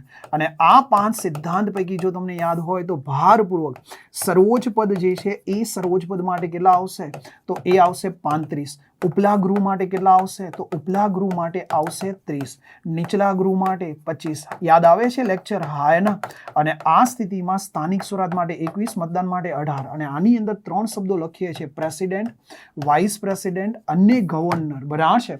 ત્યાં પણ અભ્યાસ કરાવું છું, ત્યાં પણ છે આપણા લેક્ચર દરમિયાન. અને બીજું, યોગ્યતાનું જે રાષ્ટ્રપતિનો ટોપિક છે ત્યાં પણ આ ભારપૂર્વક અભ્યાસ કરાવું છું કે રાષ્ટ્રપતિ બનવા માટે મિનિમમ એજ કેટલી જોઈશે? 35. તો સાચો આન્સર કયો આવી જશે? સાચો આન્સર આવશે 35. ક્લિયર છે? તો આપણે 2 લેક્ચર અલગ અલગ અભ્યાસ કરીએ છીએ આ ટોપિકને લઈને. એના પછી કહીશ, નીચેના પૈકી કયા રાજ્યમાં વિધાનસભા ઉપરાંત વિધાન પરિષદ પણ અસ્તિત્વમાં છે? સાહેબ, વિધાન પરિષદ અસ્તિત્વમાં એમાં ભારપૂર્વક તમને યાદ હોય ને તો દોસ્તો કે અલગ અલગ 10 થી 11 મુદ્દાનો આપણે કમ્પેરિઝન દેખીએ છીએ. વિધાન પરિષદ, વિધાનસભા, એમાં ટોપિક 8, 9 અને 10. દેખો 8મો નંબર છે ને, આ મોસ્ટ ઇમ્પોર્ટન્ટ. લેક્ચર દરમિયાન પણ ઓફલાઈન અને લાઈવમાં બંનેમાં કીધું છે પ્લાન કોર્સમાં કે આમાંથી વધુ ક્વેશ્ચન આવશે. અને આ સ્થિતિમાં જો તમે દેખો તો આ 6 સ્ટેટની અંદર વિધાન પરિષદ કાર્યરત છે. આપણા લેક્ચર દરમિયાન અભ્યાસ કર્યો છે. અને આ સ્થિતિ અંતર્ગત હું ચોક્કસ કહીશ, અહીંયા વિધાન પરિષદ કયા રાજ્યમાં? તો દેખો મહારાષ્ટ્ર પણ આવે, કર્ણાટક પણ આવે, બિહાર પણ આવે. તો આન્સર કયો આવી જશે? ઉપરના તમામ આવી જશે. ક્લિયર છે દરેકને? ચલો એના પછીની સ્થિતિ અંતર્ગત આગળ વધીએ. નીચેના પૈકી કયા કેસમાં સર્વોચ્ચ અદાલતે નિર્ધારિત કર્યું કે સંવિધાનના સમવાય છે અને સમવાય તંત્ર એ મૂળભૂત લક્ષણનો પાર્ટ છે, કે ફેડરલ સ્ટ્રક્ચર છે એ ડોક્ટ્રિન ઓફ બેઝિક સ્ટ્રક્ચરનો પાર્ટ છે? તો તમે દેખો કટોકટી જ્યારે હું સ્ટાર્ટ કર્યું પહેલા અહીંયા SR બોમાઈ કેસની અંદર સુપ્રીમ કોર્ટે સ્પષ્ટ કર્યું છે સમવાય તંત્ર જે છે બંધારણના મૂળભૂત ઢાંચાનો હિસ્સો છે. તો અહીંયા પ્રાથમિકતા કયા કેસને જશે? SR બોમાઈ કેસને. અને આ ટોપિક કયો સમજાવે તો જો યાદ હોય તો સમવાય તંત્ર, ફેડરલ સ્ટ્રક્ચર, હા એના ફેડરલ સિસ્ટમ. અને એ જ પ્રમાણે કહી શકાશે સામે એકાત્મક વ્યવસ્થા. કયો શબ્દ આવશે? એકાત્મક તંત્ર, જેને કહેવામાં આવે યુનિટરી સિસ્ટમ. કયો શબ્દ આવશે? યુનિટરી સિસ્ટમ તરીકે ઓળખવામાં આવે છે. અને એ સમયે ભારપૂર્વક મેં લખાવેલું છે. માનું ત્યાં સુધી ક્લિયર છે દરેકને? ચલો નેક્સ્ટ ક્વેશ્ચન તરફ આપણે આગળ વધીએ છીએ. અને નેક્સ્ટ ક્વેશ્ચન, ભારતના સંવિધાનમાં ખાલી જગ્યાને માન્યતા આપે છે ફક્ત ધાર્મિક લઘુમતી, ફક્ત ભાષાકીય લઘુમતી, ધાર્મિક અને ભાષાકીય? આન્સર છે ધાર્મિક અને ભાષાકીય. આ પણ હું 2 જગ્યાએ ભારપૂર્વક અભ્યાસ કરાવું છું. એક, જ્યારે આપણા મૂળભૂત અધિકાર ચાલી રહ્યા હોય છે ત્યારે લઘુમતી સમુદાયને મળતા અધિકાર 29-30 સાંસ્કૃતિક શૈક્ષણિક અધિકાર. અને ત્યાં તમે દેખો લઘુમતી વર્ગનો આધાર શું? આધાર એક ધર્મ રહેશે અને બીજું ભાષા રહેશે. તો દેખો ધાર્મિક અને ભાષાકીય. આ જ વસ્તુ બીજે ક્યાં અભ્યાસ કરાવું છું? તો જ્યારે અનુસૂચિ ચલાવું ત્યારે ભાષા સંબંધિત અનુસૂચિ. અને ભાષા સંબંધિત અનુસૂચિ કઈ છે? અનુસૂચિ 8. અને આના જ સંદર્ભમાં એક આખો ભાગ છે બંધારણનો ભાગ નંબર 17. અને ભાગ 17માં ભાષાઓની જ્યારે ચર્ચા કરું છું ત્યારે એક અંતિમ અનુચ્છેદ 351માં ક્રમનો જે અનુચ્છેદ છે એના સંદર્ભમાં 300 ખાસ કરીને 4 ભાગમાંથી છેલ્લો ભાગ, જ્યાં કણ આપણે 350, 351ના આર્ટિકલ સમજતા હોય છે ત્યાં મેન્શન કરાવું છું કે લઘુમતી વર્ગના બાળકો. પણ એ લઘુમતી કઈ છે? ભાષાકીય. માટે ત્યાં શબ્દ કયો? ભાષાકીય લઘુમતી. અને મૂળભૂત અધિકારમાં વધુ ફોકસ કોના પર હોય છે? ધર્મને લઈને. ક્લિયર છે? અને 6 સમુદાય લઘુમતીમાં છે વિશેષ ચર્ચા. તો દેખો એક ભાગ 17માં આનું સમજ મેળવીએ છીએ અને બીજું આ એક્ઝેક્ટલી લખેલું છે ધર્મ અને ભાષા. તો ત્યાં પણ આપણે આનો અભ્યાસ મેળવીએ છીએ. તો તમે દેખો ભાગ 3 મૂળભૂત અધિકાર અને ભાગ 17 ભાષાઓ, બંનેમાં આનો આન્સર ક્લિયર કરાવું છું. અને ખાસ કહું છું આ પૂછાશે દોસ્તો. ચલો હવે આગળ વધીએ છીએ. માંગણીની રકમ ₹1 સુધી ઘટાડો દર્શાવો. દેખો આપણે જ્યારે બજેટનો અભ્યાસ કરીએ છીએ ત્યારે ત્રણ કટ મોશન સમજીએ છીએ. એક ઇકોનોમી કટ મોશન, જેનો મેઇન ઉદ્દેશ હોય છે ચોક્કસ રકમ સુધી ઘટાડો કરવો, હા ના. જ્યારે પોલિસી કટ મોશન, આનો મતલબ કે પોલિસીને હટાવી દો અને એની ઘટાડો કરી ₹1 કરવામાં આવે. તો તમે દેખો પોલિસી કટ મોશનમાં ઘટાડો કરી કેટલો ખર્ચ, ગ્રાન્ટની જે માંગણી છે એને કરવામાં આવે ₹1. તો એ જ કીધું છે ને કે માંગણીની જે રકમ છે ₹1 સુધી ઘટાડી દેવાની ચર્ચા, તો એ કઈ આવી જશે? Policy cut motion. અને પોલિસી કટ મોશનને આપણે શું કહીએ છીએ? નીતિ વિષયક કાપ પ્રસ્તાવ. ક્લિયર છે દરેકને? તો આ તમે ખાસ ધ્યાને લેશો. ચલો એના પછી દેખીએ લોકસભા અને રાજ્યની વિધાનસભાની ચૂંટણીઓમાં મત આપવાનો અધિકાર. દોસ્તો આ બેઝિક બાબત છે, પણ આને લઈને હું ચોક્કસ 2 બાબતોની રજૂઆત કરીશ. એક, આપણે જ્યારે ચર્ચા કરીએ છીએ આર્ટિકલ 326, ત્યારે શું ચર્ચા કરતા હોઈએ છીએ? તો 326 દરમિયાન એ કે કોન્સ્ટિટ્યુશનલ રાઇટ્સ, બંધારણીય અધિકાર, આમાં ક્યાંય નથી આપ્યો, હા ના. અને આ જ વસ્તુને થોડું ક્લેશ થાય છે કઈ જગ્યાએ? સુપ્રીમ કોર્ટનું judgement representative of people act 1951, લોક પ્રતિનિધિઓ ધારો, અને એના અર્થઘટનથી સુપ્રીમ કોર્ટે શું કીધું છે? તો એક લીગલ રાઇટ છે. લીગલ રાઇટ્સને તમે કહી શકો છો સ્ટેચ્યુટરી અથવા વૈધાનિક અધિકાર. બસ આનો સીધો સંવાદ મેં ક્લાસમાં નથી કર્યો. જે પેલો એક ક્વેશ્ચન નથી કર્યો ને આ, હા, પણ પેલું તો કીધું છે કે પહેલી પ્રાથમિકતા તમારે આવે જ્યારે પણ એ ચોક્કસ કીધું છે કે આવે ત્યારે એક બંધારણીય અધિકાર તરીકે એને પ્રાથમિકતા આપવાની. અને ભૂતકાળની અંદર યુપીએસસી દ્વારા 2017માં કયા આન્સરને સાચો આપ્યો? તો બંધારણીય. આ ન હોય તો જ વૈધાનિક. ક્લિયર થાય છે? તો આ ખાસ તમે ધ્યાને રાખશો. ચલો પાછો આવું છું. આ નથી માટે આન્સર કયો જશે? વૈધાનિક અધિકાર. ચલો એના પછીનો નેક્સ્ટ ક્વેશ્ચન, કઈ જાતિને અનુસૂચિત જાતિ ગણવામાં આવશે તે સ્પષ્ટ કરવાનો અધિકાર કોની પાસે? ભાઈ આર્ટિકલ 341 અભ્યાસ કરાવ્યો છે, ત્યાં કીધું છે કે આ કોણ નિર્ધારિત કરશે? રાષ્ટ્રપતિ નિર્ધારિત કરશે, ચાહે રાજ્ય કે કેન્દ્ર શાસિત પ્રદેશ માટે. ક્લિયર છે? હા, પછી સંસદ જે છે એ પાવર્સ ધરાવે છે, પરંતુ માન્યતા કોણ આપશે? રાષ્ટ્રપતિ. તો આન્સર કયો ટીક કરવાનો? ભારતના રાષ્ટ્રપતિ રહેશે. ચલો નેક્સ્ટ, રાષ્ટ્રપતિ દ્વારા જાહેર કરવામાં આવેલી નાણાકીય કટોકટી નીચેના પૈકી કઈ મુદત સુધીમાં સંસદે માન્ય રાખવી જોઈએ? ત્રણેય કટોકટીમાં ભારપૂર્વક કીધું હતું કે કોઈ પણ કટોકટી છે રાષ્ટ્રપતિ જાહેર કરે, રાષ્ટ્રીય કટોકટી, રાષ્ટ્રપતિ શાસન કે નાણાકીય. ત્રણેયમાં બંધારણ અમલમાં આવ્યું ત્યારે 2 મહિના હતું. ખાલી રાષ્ટ્રીય કટોકટીમાં 44માં બંધારણ સુધારી 2 મહિનાનો સમય ઘટાડી કેટલો કરાય? 1. પણ એ કઈ કટોકટીમાં? રાષ્ટ્રીય. જ્યારે અહીંયા કઈ પૂછી છે? નાણાકીય. તો રાષ્ટ્રપતિ શાસન હોય કે નાણાકીય કટોકટી હોય, દેખો નાણાકીય કટોકટીમાં કીધું કેટલા સમયની અંદર સંસદની પરવાનગી? 2 મહિના. કઈ બહુમતી દ્વારા? સાદી બહુમતી. તો અહીંયા ઓપ્શન છે, હા છે, 2 મહિના. તો સાચો આન્સર કયો આવી જશે? સાચો આન્સર રહેશે 2 મહિના. દોસ્તો કીધું હતું કે કટોકટીમાંથી ક્વેશ્ચન આવશે, અને જો તમે 500 MCQ નું આપણું લેક્ચર પણ દેખ્યું હોય તો એમાંથી ઘણા બધા ક્વેશ્ચન ટચ થતા તમને દેખાશે, ઘણા બધા એમ. પણ આપણો અત્યારે ઉદ્દેશ શું છે? આપણા પ્લાનર કોર્સમાં, અને પ્લાનર કોર્સ છે તો એમાંથી બધા સ્ક્રીનશોટ શેર કર્યા છે. ચલો નેક્સ્ટ, નીચેના પૈકી કઈ સંસદીય સમિતિના અધ્યક્ષ વડાપ્રધાન નથી? ધ્યાન લેજો, અહીંયા સંસદીય સમિતિની બાબત જે છે એના સંદર્ભની અંદર માત્ર ને માત્ર કહી શકાશે કોણ હોય છે? તો એ સમયગાળા દરમિયાન સામાન્ય રીતે ગૃહમંત્રી અથવા કેબિનેટ કક્ષાના કોઈ મંત્રી. બાકીના તમે દેખો નિમણૂકની બાબત હોય, આર્થિક બાબત હોય કે રાજકીય, આ ત્રણેયની અંદર પ્રાઇમ મિનિસ્ટર રહેતા હોય છે, હા એના. તો આ એક પ્રશાસનનો ક્વેશ્ચન પણ મેં આવરી લીધો છે. ચલો એના પછી આગળ વધીએ. રાજ્યમાં વિધાન પરિષદ રચવા અથવા નાબૂદ કરવાની ભલામણ કોણ કરે? તો આપણે વિસ્તૃતમાં આર્ટિકલ નંબર 169 નો અભ્યાસ કરીએ છીએ. વિધાન પરિષદનું સર્જન, વિધાન પરિષદની નાબૂદી. સત્તા પાર્લામેન્ટ પાસે છે, પણ એની ભલામણ કોણ કરશે? તો જે તે રાજ્યની વિધાનસભા. અને એ પણ કઈ બહુમતી સાથે? વિશિષ્ટ બહુમતી. ત્યારે જ સંસદ ડિસિઝન લેશે. તો અહીંયા શું પૂછ્યું છે? નાબૂદ કરવાની ભલામણ કોણ કરે? સર્જન કરવાની ભલામણ કોણ કરે? તો આન્સર કયો આવે? જે તે રાજ્યની વિધાનસભા છે, રાજ્યનું મંત્રીમંડળ, રાજ્યની વિધાનસભા. તો છે ઓપ્શન રાજ્યની વિધાનસભા. કયો આન્સર બનશે? બી. અને તમને યાદ હોય તો ભારપૂર્વક કહું છું, પેલા 3 પોઈન્ટ 8, 9, 10 ડિફરન્સમાં વિધાન પરિષદ, વિધાનસભા અને એક આર્ટિકલ 169 ના પ્રોસેસમાંથી ક્વેશ્ચન આવશે. જો તમે લેક્ચર દેખ્યા તો ભારપૂર્વક અહીંયા રજૂઆત કરી હોય છે.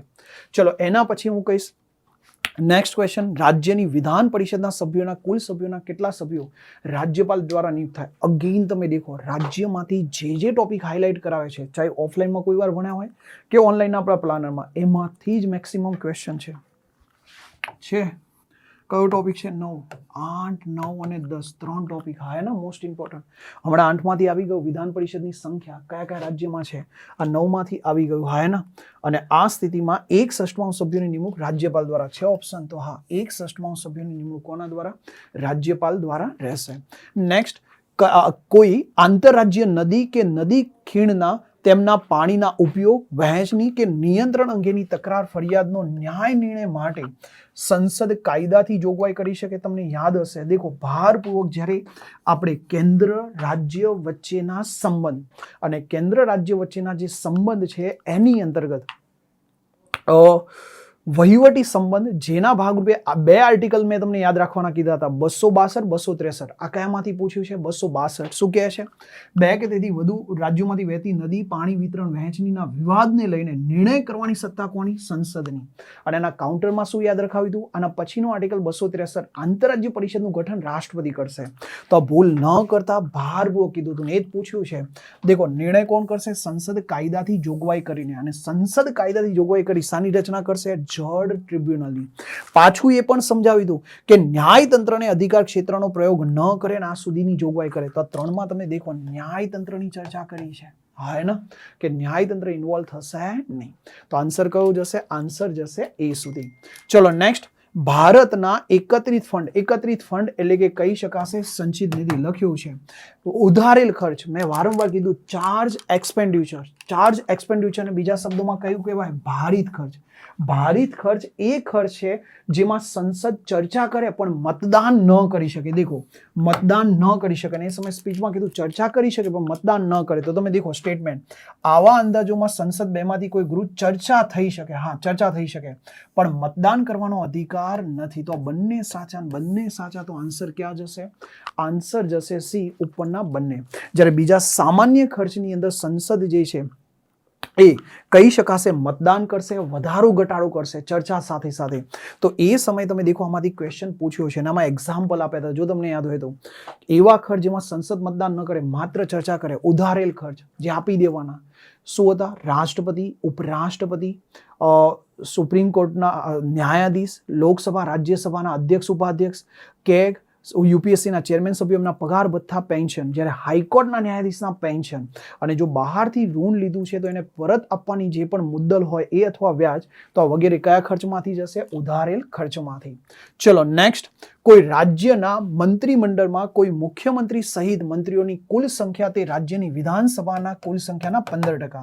હવે ક્વેશ્ચન મેં કેન્દ્રમાં ચલાવ્યો અને કેન્દ્રમાં કીધું હતું સેમ ફોર્મેટ ક્યાં લાગુ પડશે? રાજ્યમાં. અને આપણે કેન્દ્રીય મંત્રી પરિષદમાં ભારપૂર્વક દેખ્યું હતું ત્યાં વિધાનસભા આવે, અહીંયા કેન્દ્રમાં શું હોય? લોકસભા. કેટલા ટકા? 15%. અને આ સાથે એ પણ મેન્શન કરાવ્યું હતું કે જે લિમિટેશન નક્કી થઈ હતી કયા સુધારા દ્વારા? 91મા ક્રમનો બંધારણીય સુધારો 2003 દ્વારા. માનું ત્યાં સુધી ક્લિયર છે? તો આ ખાસ તમે ધ્યાને રાખશો. ચલો, એના પછી લોકસભાના અધ્યક્ષની ગેરહાજરીમાં સંસદના બંને ગૃહ. સાહેબ, આપણો સૌથી મહત્વનો ટોપિક, ભારપૂર્વક આખો અલગ ટોપિક ચલાવ્યો છે એની તમામ બાબતો. અને જો તમને લિસ્ટ યાદ હોય તો આના પછીનું યાદ આવશે. સ્પીકરની ગેરહાજરીમાં ડેપ્યુટી સ્પીકર. તો એ જ પૂછ્યું છે, સ્પીકરની ગેરહાજરીમાં કોણ આવી જશે? Deputy speaker. એની પણ ગેરહાજરી હોય, એમની પણ ગેરહાજરી હોય તો ઉપસભાપતિ. અને પછી અહીંયા સમજાવ્યું હશે આટલે લખીને કે સભાપતિ ક્યારે અધ્યક્ષ સ્થાન પર બેસી શકતા નથી. કેમ? તો ઉપરાષ્ટ્રપતિ હોય છે અને ઉપરાષ્ટ્રપતિ ગૃહના સભ્ય નથી. પણ અહીંયા પૂછ્યું છે માત્ર આટલે સુધી, સ્પીકરની ગેરહાજરીમાં ડેપ્યુટી સ્પીકર. ચલો નેક્સ્ટ, નીચેના પૈકી કઈ બાબતો કઈ રીતે બાકી રહે? અનુસૂચિ 7, સત્તાનું વિભાજન, સેપરેશન ઓફ પાવર્સ ન રહી શકે. બાબતોમાં સંવિધાનની 7મી અનુસૂચિ સંવદી યાદીમાં સમાવેશ થતો નથી. દેખો, સમાવેશ નથી થતો. દેખીને ખ્યાલ આવી જાત કે ભારપૂર્વક કીધું છે વસ્તી ગણતરી કઈ યાદીમાં આવે? કેન્દ્ર યાદી. અને કઈ રીતે કીધું છે ને એ પણ કહું. જ્યારે આ સંયુક્ત યાદી ચલાવી ત્યારે જનસંખ્યા નિયંત્રણ, પરિવાર નિયોજન, ફેમિલી પ્લાનિંગ. તો જનસંખ્યા નિયંત્રણ સંયુક્તમાં છે. પાછો આવીને કીધું છે કે વસ્તી ગણતરી કેન્દ્રમાં છે. દેખો, અંડરલાઈન પણ કરી હતી. તો આ વસ્તી ગણતરી કેન્દ્ર દેખીને નક્કી થઈ જાય. બરાબર છે? જ્યારે 3 તમને દેખવા મળશે સંયુક્ત યાદી. દેખો, કારખાના, મજદૂર વર્ગ વગેરે. બીજું લગ્ન વિષયક છૂટાછેડા. હા, એના છૂટાછેડા, લગ્ન વિષયક બાબતો અને દેવાળું, ન્યાદારી. હવે આ ભલે મેં કીધું ના, પણ તમને આ આઈડિયા આવી ગયો ને ક્વેશ્ચન થઈ ગયો તો ડન છે. ક્લિયર છે? અને હાઇલાઇટ કર્યું છે વસ્તી ગણતરી, નીચે પણ અંડરલાઈન કરી હતી. ક્લિયર છે? ચલો નેક્સ્ટ, હવે આને લઈને કંઈ કહેવું તમારે? અનુસૂચિ 7 સત્તાનું વિભાજન ચાલે એ બધા પોઈન્ટ કનેક્ટ કરું છું. યાદ છે તમને? ધારાકીય કેન્દ્ર રાજ્યો વચ્ચેના ધારાકીય સંબંધમાં સત્તાનું વિભાજન, સેપરેશન ઓફ પાવર, વધુ સત્તા કોને? સશક્ત કેન્દ્ર ધરાવતું સમવાય તંત્ર. પૂછાશે, રાઈટ કર્યું છે, હા ને? અને આ સ્થિતિમાં એનો વિચાર ક્યાંથી લીધો છે? કેનેડા. પછી શું લખ્યું છે? અવશિષ્ટ યાદીમાં કાયદા બનાવવાની સત્તા કોની? સંસદ. આના પછી પણ લખ્યું છે કે રાજ્યના રાજ્યપાલ, ગવર્નર જે છે એ ગવર્નરની નિમણૂક રાષ્ટ્રપતિ દ્વારા થશે. એનો વિચાર પણ ક્યાંથી આવશે? કેનેડા. ક્લિયર છે? તો આશા રાખું માનું ત્યાં સુધી માર્ક્સ જવા જોઈએ નહીં. બરાબર છે? અને બહુ સારી રીતે તમે લખ્યું હશે. ચલો નેક્સ્ટ, ઝોનલ કાઉન્સિલ. બરાબર છે? ઝોનલ કાઉન્સિલ જે છે એના સંદર્ભમાં તમે દેખો, એક તો આ બંધારણમાં નથી, બિન બંધારણીય સંસ્થા, હા ને? ત્યારબાદ સરકારના આદેશથી નથી રચાઈ, કાયદા દ્વારા રચાઈ છે. વૈધાનિક. કયો કાયદો તો ચલાવી દો? રાજ્ય પુનર્ગઠન અધિનિયમ 1956. તો ભાઈ કાયદા દ્વારા બની હોય તો કારોબારી સંસ્થા હોય જ નહીં. પણ હા, એનો નેચર સલાહકારી સંસ્થા તરીકે છે, માટે આન્સર શાના પર જશે? તો સલાહકારી સંસ્થા પર જશે. ક્લિયર છે? તો આ ખાસ તમે ધ્યાને રાખજો. ઝોનલ કાઉન્સિલમાં એ પણ કીધું હતું, એના હેડક્વાર્ટર યાદ રાખજો. બધી ઝોનલ કાઉન્સિલના અધ્યક્ષ કોણ હોય છે? કેન્દ્રીય ગૃહમંત્રી હોય છે, હા ને? એની સંરચના આપણે અભ્યાસ કરીએ તો વગેરે વગેરે. ચલો નેક્સ્ટ, નીચેના પૈકી કયું વિધાન સાચું છે? ભાઈ ફંડામેન્ટલ રાઇટ્સ આપણને કોની અગેન્સ્ટમાં મળે છે? તો આર્ટિકલ 12 રાજ્યની વ્યાખ્યા આખી સમજાવ્યા પછી ભારપૂર્વક દેખો નોંધ કરી લખાવ્યું છે, નાગરિકને મળતા મૂળભૂત અધિકાર કોની વિરુદ્ધમાં પ્રાપ્ત? રાજ્યની વિરુદ્ધમાં. તો કહી શકાય મૂળભૂત અધિકાર એટલે હક. હક એ રાજ્યની સામે નાગરિકના દાવા છે. હક એ રાજ્યની સામે નાગરિકના દાવા.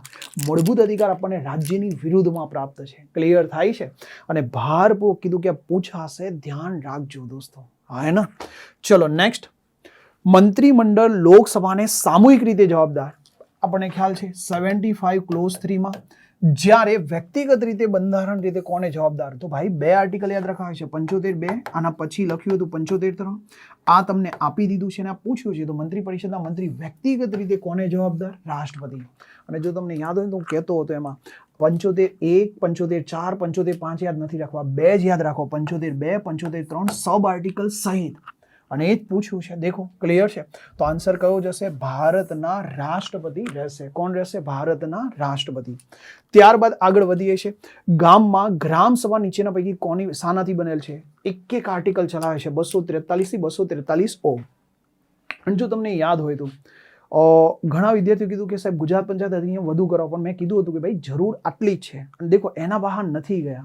અને એ સ્થિતિમાં ગ્રામ સભા આર્ટિકલ 243 એની વ્યાખ્યા સમજાય. ગામમાં વસવાટ કરતા 18 કે તેથી વધુ એના ભારતીય નાગરિક, શબ્દોમાં ભાર આપ્યો છે, અથવા ગ્રામ પંચાયતની મતદાર યાદીમાં નોંધાયેલ વ્યક્તિ. હવે વિચારો, પહેલું ગામમાં રહેતા તમામ નાગરિક ના આવે, ગામમાં રહેતા 18 કે તેથી વધુ એના, પણ ભારતીય નાગરિક શબ્દ નથી લખ્યો.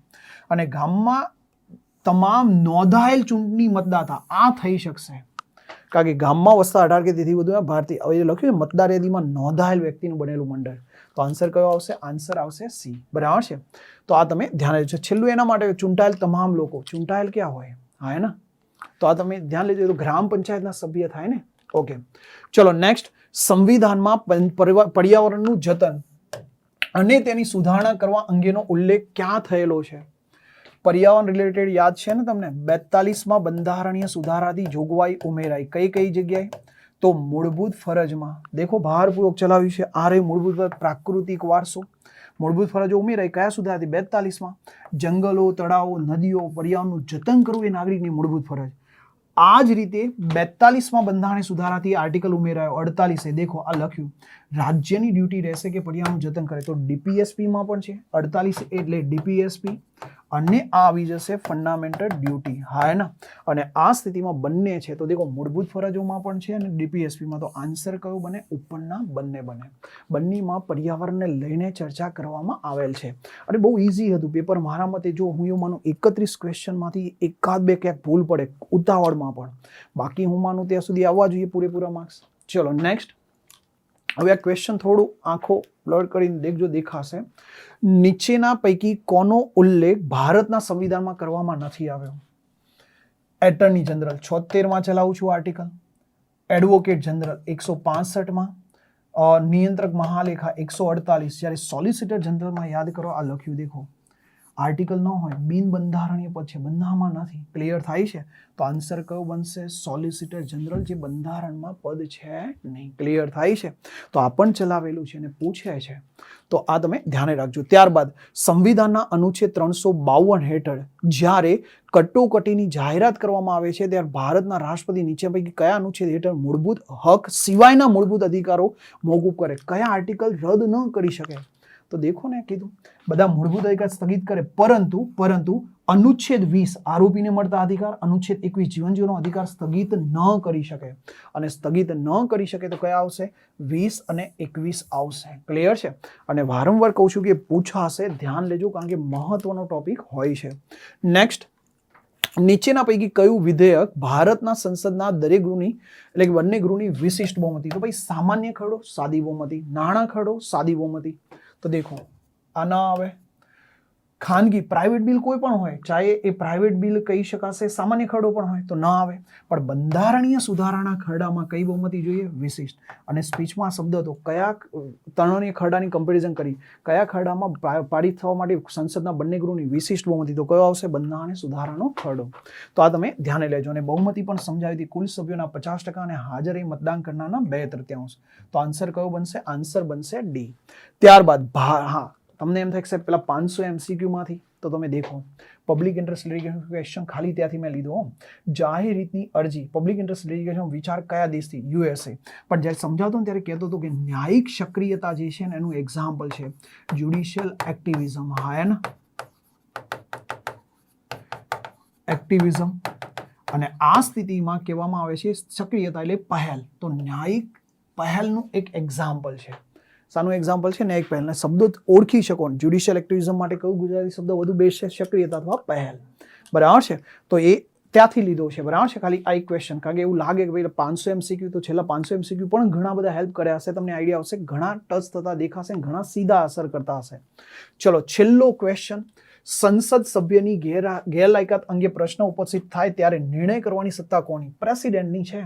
તમે યાદ કરો, સલાહ કોની પાસે? ચૂંટણી પંચ. તો જ્યારે ચૂંટણી પંચના કાર્ય ચલાવે ત્યારે દેખો આ લખ્યું અને ભારપૂર્વક ટીક કર્યું છે, સંસદ સભ્યોની ગેરલાયકાત અંગે રાષ્ટ્રપતિને સલાહ આપવી. કોણ દ્વારા સલાહ આપવી? ચૂંટણી પંચ. એ જ પૂછ્યું છે. ભારતનું ચૂંટણી કમિશનરનો અભિપ્રાય મેળવી રાષ્ટ્રપતિ હટાવી શકે. તો હા, રાષ્ટ્રપતિ હટાવી શકે, પણ કોની સલાહ આવશે? ચૂંટણી પંચને. ચૂંટણી પંચનું નેતૃત્વ કોની પાસે? ચૂંટણી કમિશનર પાસે. ક્લિયર છે? તો આ 3 ન આવે, લોકસભા ના આવે, સર્વોચ્ચ અદાલત ન આવે. અને વસ્તુ અન્ય કાર્યમાં તમને ચલાવી છે. હા, 31મો ક્વેશ્ચન થોડો ક્રમમાં નહોતો આપ્યો, 104મા નંબરમાં આપ્યો હતો. એ શું હતું? સંવિધાનનું મૂળ જે કોપી છે એ પૈકી સુંદર ચિત્રો જે ડેકોરેશન કર્યું છે કોને? તો તમે દેખો, અંગ્રેજી આવૃત્તિમાં મેં કીધું ડેકોરેશન કોના દ્વારા? બેહોર રામમોહન સિંહ, નંદલાલ બોઝ. અને હિન્દી આવૃત્તિની અંદર નંદલાલ બોઝ. તો ડેકોરેશન પૂછ્યું છે તો શું બે નામ છે? તો નંદલાલ બોઝનું નામ છે. તો આન્સર કયો જશે? નંદલાલ બોઝ. એ પણ આપણે બંધારણ સભા જ્યારે અભ્યાસ કરતા એના છેલ્લી લાઈનની અંદર આ વસ્તુ તમને સમજાવી છે. તો મેં જે સ્ક્રીનશોટ શેર કર્યા છે 31માંથી 30 ક્વેશ્ચનના, બરાબર છે? તો આ તમે ધ્યાન લેજો. આપણા પ્લાનર કોર્સમાંથી છે. તો જે વિદ્યાર્થી મિત્રોએ પ્લાનર કોર્સ જો પરચેસ કરીને તૈયારી કરી છે, કમેન્ટમાં કહેજો કે કેવું રહ્યું તમારું પેપર. બાકીના વિદ્યાર્થી પણ કહેજો કે કેટલા માર્ક્સ તમારે આવે છે. હું આશા રાખીશ કટ ઓફ જો વધારે જશે અને એમાંથી જે વિદ્યાર્થીઓ આગળ હશે ને, તો એમાં કહીશ કે બંધારણ વિષયને લઈને એ લોકોના 25+ માર્ક્સ હશે ને એમને વધુ બેનિફિટ પહોંચશે. કારણ કે પેપર અઘરું નહોતું. આ બંધારણ વિશેની વાત કરું તો અઘરું નહોતું અને બધા વન લાઇનર હતા. તો આશા રાખું બહુ સારું ગયું હશે એવી આશા રાખું છું.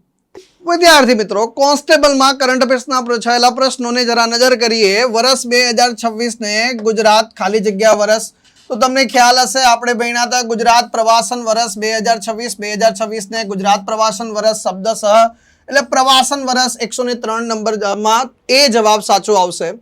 આપાતકાલીન સેવા માટે અલગ અલગ નંબર ડાયલ કરવાને બદલે 112 નંબર શરૂ કરવાના પ્રોજેક્ટને શું નામ આપવામાં આવ્યું છે? ભાઈ પ્રશ્ન બી જોઈ લો. અલગ અલગ નંબર ડાયલ કરવાને બદલે એક જ નંબર પ્રોજેક્ટને નામ શું? ભાઈ શબ્દશઃ. આપાતકાલીન તો આપાતકાલીન થી શરૂ થાય છે. શબ્દશઃ બેઠે બેઠો ને ઓપ્શન બી તમને ક્યાંક ને ક્યાંક જોવા મળશે. ભાઈ કયો જવાબ આવશે? જનરક્ષક આવશે. આની અંતર્ગત જે જનરક્ષક આવશે. પેપર સેટરે શબ્દ બી નથી બદલ્યા. ગુજરાત સરકારના બજેટની વાત કરીશું. દેશની સૌથી મોટી central library Namo central library ક્યાં લખેલું છે? ગાંધીનગર. ક્યાં ગાંધીનગર છે? આર્યુ Gandhinagar. Absolutely correct answer. Gujarati ભાષા માટે વર્ષ 2024 નો સાહિત્ય ગૌરવ પુરસ્કાર ગુજરાતી સાહિત્ય અકાદમી દ્વારા કોને આપવામાં આવ્યો? પ્રવીણ દરજી. અહીંયા ક્યાં છે? પ્રવીણ દરજી. Absolutely correct. નીચેના પૈકી કયા સ્થળે India aircraft leasing and financing summit, જો તાજેતરમાં India aircraft leasing and financing summit 2.0 નું આયોજન કયા સ્થળે કરવામાં આવ્યું? ગિફ્ટ સિટી દેખાય છે, આર્યુ ગિફ્ટ સિટી. અહીંયા પણ શું છે? Gift city. ત્યાર પછી તાજેતરમાં હિન્દુસ્તાન એરોનોટિક્સ લિમિટેડ દ્વારા બેંગલુરુમાં કયા હેલિકોપ્ટરની પ્રથમ સફળ ઉડાન નાગરિક ઉડ્ડયન બજારમાં પ્રવેશ કર્યો? તો ભાઈ આ તમે જોઈ શકો છો, બેંગલુરુમાં HAL ના ધ્રુવ NG હેલિકોપ્ટર, ધ્રુવ ન્યૂ જનરેશન હેલિકોપ્ટરથી અહીંયા શરૂઆત કરી છે, પ્રથમ સફળ ઉડાન અહીંયા પૂરી કરી છે, પ્રથમ ફ્લાઇટને હરી ઝંડી બતાવી. આની અંતર્ગત તાજેતરમાં નીચેના પૈકી કયો દેશ આંતરરાષ્ટ્રીય સૌર ગઠબંધનમાંથી ખસી ગયો છે? તો જો સોલર અલાયન્સ સહિત 66 આંતરરાષ્ટ્રીય સંગઠનોમાંથી ખસી ગયું. કોણ? અમેરિકા, જેને આપણે યુનાઇટેડ સ્ટેટ્સ ઓફ અમેરિકા કહીએ છીએ. આપણે એ વખતે પણ ભણ્યા હતા કોમાં તેમાંથી ખસી ગયું. આની અંતર્ગત જવાબ શું આવશે? અમેરિકા. ત્યાર પછી રાષ્ટ્રીય જળમાર્ગ રાજમાર્ગ પ્રાધિકરણ ધોરમાર્ગ પર વાત કરીએ. આધારિત સુરક્ષા ચેતવણી સિસ્ટમ સેમ કયા ટેલિકોમ ઓપરેટરે હાઈવે માટે સલામતી ચેતવણી સિસ્ટમ સ્થાપિત કરવા માટે ભાગીદારી કરી છે? તમે જોઈ શકો છો જરા. શું આન્સર? જીઓ. આમણે પણ જીઓ રિલાયન્સ ના લખ્યું, મેં જીઓ લખ્યું તો પાછું જીઓ જ લખ્યું છે આ લોકોએ. તાજેતરમાં ભારતે નીચેના પૈકી કયા દેશ સાથે લોથલમાં નેશનલ મેરીટાઈમ હેરિટેજ કોમ્પ્લેક્સના વિકાસ માટે સહયોગ માટે MOU કર્યા છે? નેશનલ મેરીટાઈમ હેરિટેજ કોમ્પ્લેક્સ માટે વિકાસ માટે ભારત અને નેધરલેન્ડ. ક્યાં છે નેધરલેન્ડ? આર્યો જવાબ. Absolutely correct. પ્રજાસત્તાક દિન 2026 ની રાજ્યકક્ષાની પ્રજાસત્તાક દિવસ રાજ્યકક્ષાની ઉજવણી ક્યાં આવશે? વાવ-થરાદ ક્યાં છે? તો આર્યો જવાબ આવશે આની અંતર્ગત. નીતિ આયોગના ઉપાધ્યક્ષ કોને બનાવવામાં આવ્યા છે? ભાઈ અશોક કુમાર લાહિરી. અહીંયા લહેરી કરી નાખ્યું છે પણ ચિંતા કરવાની જરૂર નથી. Ashok Kumar Lahiri absolutely correct answer, તમને ભણાવેલો છે. ત્યાર પછી આંગણવાડીના 3 થી 6 વર્ષના બાળકો માટે તૈયાર કરવામાં આવેલ પ્રાથમિક અભ્યાસક્રમનું નામ? તો આધારશિલા મિત્રો જવાબ આવશે. આપણે હું શોધી નથી શક્યો તો એને જઈ. તાજેતરમાં મારુતિ સુઝુકી કંપની ગુજરાતના ગાંધીનગરની વાત કરીએ તો અહીંયા ખોરજ જવાબ આવશે. ભાઈ મેગા રોકાણ કરી રહ્યું છે. અને આ બોર્ટોન ને તાજેતરમાં ઇનોવેટિવ અવેરનેસ ઇનિશિયેટિવ શ્રેણી હેઠળ રાષ્ટ્રીય પુરસ્કાર પ્રાપ્ત થયો છે. તો આ ટેકનોલોજીની વાત કરીશું તો બોટાદ જિલ્લાની વાત આવશે. કોની આવશે? આપ ગુજરાત પાક્ષિકમાં આપણે કવર કરાવેલો છે. તાજેતરમાં મુખ્યમંત્રી ભૂપેન્દ્રભાઈ પટેલે ટપાલ ટિકિટ અને વિશેષ આવરણ જાહેર કર્યું. ભાઈ તો ક્વાંટ ગેરનો મેળો. આની અંતર્ગત જવાબ આવશે. તો આ હતા આપણા કરંટ અફેર્સના પ્રશ્નો અને પૂછાયેલો કઈ જગ્યાએથી ક્યાંથી કેવી રીતે પ્રશ્નો આવ્યા. ચાલો દોસ્તો, તો આપણે ખાસ કોન્સ્ટેબલના પેપરની અંદર પૂછાયેલા ઇતિહાસના પ્રશ્નો જે છે કે જેને લઈને દોસ્તો અહીંયા ડિસ્કશન કરવા માટે જવાના છીએ. તો પહેલી શરૂઆત કરીએ દોસ્તો એક નાનકડા એનાલિસિસથી. તો વિદ્યાર્થી મિત્રો, અહીંયા તમને ખાસ એપ્રોક્સ એવું કહી શકો કે આમાં જે પ્રશ્નો, કારણ કે ઘણી વખત એકાદો પ્રશ્ન કલ્ચરમાં એટેમ્પ કરતા હોય છે, આપણે હિસ્ટ્રીમાં ગણતા હોય છે. આ રીતે જો અહીંયા મેં કેલ્ક્યુલેશન મારી છે એ પ્રમાણે દોસ્તો તમને ટોટલ 17 પ્રશ્નો જે છે, એક પ્રશ્ન કલ્ચરમાં અને ઇતિહાસમાં બેયની અંદર સેટ થતો હતો, એટલે આપણે ક્લેમ નથી કર્યો, એ કલ્ચરમાં જવા દીધો છે. એટલે ટોટલ અહીંયા 17 પ્રશ્નો ઇતિહાસના આપણને જોવા મળેલા છે. દોસ્તો આ જે 17 પ્રશ્નો જે છે એની અંદર જો આપ જોશો તો આધુનિક ભારત જે છે કે જેની ઉપર એક વિશેષ ભાર મૂકવામાં આવેલો હતો, કારણ કે એની અંદર દોસ્તો 11 જેટલા પ્રશ્નો જે છે જે તમને જોવા મળેલા છે. એ જ પ્રમાણે દોસ્તો ગુજરાતના પોઈન્ટ ઓફ વ્યૂ આપણે જ્યારે આધુનિકની વાત કરીએ તો આધુનિક ગુજરાતમાંથી ફરી પાછા વિદ્યાર્થી મિત્રો તમને 2 પ્રશ્નો મળી ચૂકેલા છે. આ ઉપરાંત દોસ્તો પ્રાચીન ઉપર થોડું ઓછું ફોકસ આ વખતે રહેલું છે. આ વખતે મોડર્ન ઉપર વધારે ભાર મૂકવામાં આવેલો છે. પ્રાચીન ભારત જે છે એના વિદ્યાર્થી મિત્રો તમને 2 પ્રશ્નો અને પ્રાચીન ગુજરાત જે છે એના પણ તમને 2 પ્રશ્નો જોવા મળે છે. ચલો, તો ખાસ લેક્ચરની શરૂઆત કરીએ તો એ લેક્ચરની અંદર વિદ્યાર્થી મિત્રો આપ જોશો તો સુભાષચંદ્ર બોઝને લઈને એક મસ્ત મજાનો પ્રશ્ન મળેલો છે. ને આમ જો તો બહુ ઇઝી પ્રશ્ન છે કે સુભાષચંદ્ર બોઝ અને આઝાદ હિન્દ ફોજ સાથે સંકળાયેલી કાર્યવાહી જે આપણે ખાસ કોર્સની અંદર ભણાવેલી છે એની અંદર દોસ્તો તમને આ પ્રશ્ન મળી જાય છે કે સુભાષચંદ્ર બોઝ જે છે જ્યારે કોંગ્રેસ છોડે છે, કોંગ્રેસ છોડી ને ઈસવીસન 1939ની અંદર આમ તો કહી શકાય કે 3 મે 1939નો દિવસ છે, જે તે સમયે ખાસ સુભાષચંદ્ર બોઝ જે છે એક નવી સંસ્થાની સ્થાપના કરતા હોય છે. અને જે નવી સંસ્થા જે છે કે જેનું નામ શું હતું તો કે આખું નામ જે છે દોસ્તો ઓલ ઇન્ડિયા ફોરવર્ડ બ્લોક. પણ મેં તમને જો લેક્ચરની અંદર પણ હાઇલાઇટ કરીને બતાવેલું હતું કે આખું નામ ઘણી વખત નથી લેતા, ખાલી ફોરવર્ડ બ્લોક પણ પૂછી લેતા હોય છે. તો ફોરવર્ડ બ્લોક જે છે એની સ્થાપના કોણે કરેલી હતી તો કે સુભાષચંદ્ર બોઝ. તો અહીં બી જે છે એ વિદ્યાર્થી મિત્રો તમારો રાઈટ આન્સર બનતો હોય છે. ચાલો દોસ્તો, એના પછીના પ્રશ્ન તરફ જઈએ છીએ. મુંબઈની અંદર નૌસેનાનો જે બળવો થતો હોય છે, સીધો પ્રશ્ન જોઈ લો. નૌસેના બળવો છે ઓકે, મુંબઈની અંદર થાય છે. ઓકે, આ બળવો જે છે કે જેની અંદર ખાસ કોના પ્રયત્નોથી થાળે પાડવામાં આવે છે. થાળે પાડવું એટલે કે મધ્યસ્થી તરીકે એક વ્યક્તિની જરૂરિયાત છે કે જેથી કરીને આ પરિસ્થિતિને શું પાડી શકાય, શાંત પાડી શકાય. ઓકે, જે ભારતીય સ્વરાજની પ્રક્રિયાને ઝડપી બનાવવામાં એક વિશેષ મહત્વનો ફાળો આપેલો છે. તો એનો મતલબ અત્યાર સુધી કદાચ એવું બનતું કે આ નૌસેના વિદ્રોહને કોઈ વિશેષ મહત્વ ઇતિહાસના પ્રશ્નોમાં નહોતું, પણ જેમ સમય પરિવર્તન આપણને જોવા મળી રહ્યા છે એમ નૌસેના વિદ્રોહને પણ એક વિશેષ મહત્વ આપ્યું છે. હું મેં આ લેક્ચરની અંદર ભણાવતો હતો ત્યારે પણ કીધું હતું કે ભાઈ આઝાદી પાછળ જવાબદાર જે કાર્યો જે છે એ સમયની જવાબદાર પરિસ્થિતિઓ જે છે એમાં આનું એક વિશેષ મહત્વ છે. અને આ નૌસેના વિદ્રોહ જે છે કે જેને શાંત પાડવાની જવાબદારી કોણ લેતા હોય છે તો કે સરદાર વલ્લભભાઈ પટેલ છે. ઓકે, અહીંયા તમને લેક્ચરની અંદર પણ જોવા મળેલ છે અને અહીંયા તમને આન્સર પણ દોસ્તો શું મળેલો છે, ડી જે છે એ તમારો રાઈટ આન્સર બને છે. ધ્યાન દોસ્તો, હિન્દ સ્વાતંત્ર્ય ધારો. ઓકે, હિન્દ સ્વાતંત્ર્ય ધારો જ્યારે પસાર થાય છે તો એવું કહેવાય છે કે આ ખરડાની કલમ નંબર 7 મુજબ જે છે દેશી રજવાડાઓને દરજ્જો આપવામાં આવતા હોય છે. અને દેશી રજવાડાઓની જે કાર્યવાહી જે છે એમાં કેટલાક રાજ્યોનો પ્રશ્ન આવે છે કે ભાઈ ભારત સંઘમાં જોડાવવું કે ન જોડાવવું. ઓકે, અહીંયા લખાણના ફોર્મેટમાં મને નથી મળેલું, મેં શાબ્દિક શબ્દો ત્યાં ઉચ્ચારેલા છે કે ભાઈ ત્રાવણકોર જે છે એનો પ્રશ્ન આવતો હોય છે, ભોપાલનો બી પ્રશ્ન આવતો હોય છે, ઇન્દોરનો બી પ્રશ્ન આવતો હોય છે. દેટ્સ વાય દોસ્તો અહીંયા ત્રણેય જે છે ઉપરોક્ત તમામ રાજ્યો જે છે કે જેનો આ પ્રશ્ન આપણને જોવા મળતો હોય છે. ઓકે, શાબ્દિક હતું એટલા માટે પ્રૂફ જે છે આની અંદર તમને લઈને આવી શક્યો નથી દોસ્તો. ચાલો નેક્સ્ટ, દાંડી જે છે, દાંડીની અંદર દોસ્તો મીઠાના સત્યાગ્રહો. મોટા ભાગે તમને બધાને ખ્યાલ છે કે દાંડી યાત્રા દરમિયાન દોસ્તો મીઠાના જે સત્યાગ્રહો થતા હોય છે. અને આમ જોવા જાય ને તો દોસ્તો આ પ્રશ્ન જે છે આમ ખૂબ ડિટેલની અંદર લઈ જવાનો પ્રયત્ન કરવામાં આવેલો છે. કારણ કે તમને ખ્યાલ છે કે ધરાસણા જે છે જેની અંદર તો ચોક્કસથી કાર્યવાહી થયેલી હતી, પણ સાહેબ ધરાસણાની સાથે સાથે આપ જોશો તો સૂરજ કરાડી અને વડાલા જે છે એ તમે આમ જોવા જાય તો સાહેબ આપણે પેલું પુસ્તક યુનિવર્સિટી ગ્રંથ નિર્માણ બોર્ડ વાંચીએ અને ખૂબ ડિટેલિંગની અંદર જઈએ તો દોસ્તો એમાંથી તમને આ પ્રશ્ન મળતો હોય છે અને એનો આન્સર જે છે તમને મળતો હોય છે ઉપરોક્ત તમામ. એટલે કે દોસ્તો ત્રણેય જગ્યાએ તમને આ સત્યાગ્રહ થતા જોવા મળે છે. એટલે અહીંયા થોડી મહેનત તમારી ડેપ્થવાળી જરૂરી બની જતી હોય છે.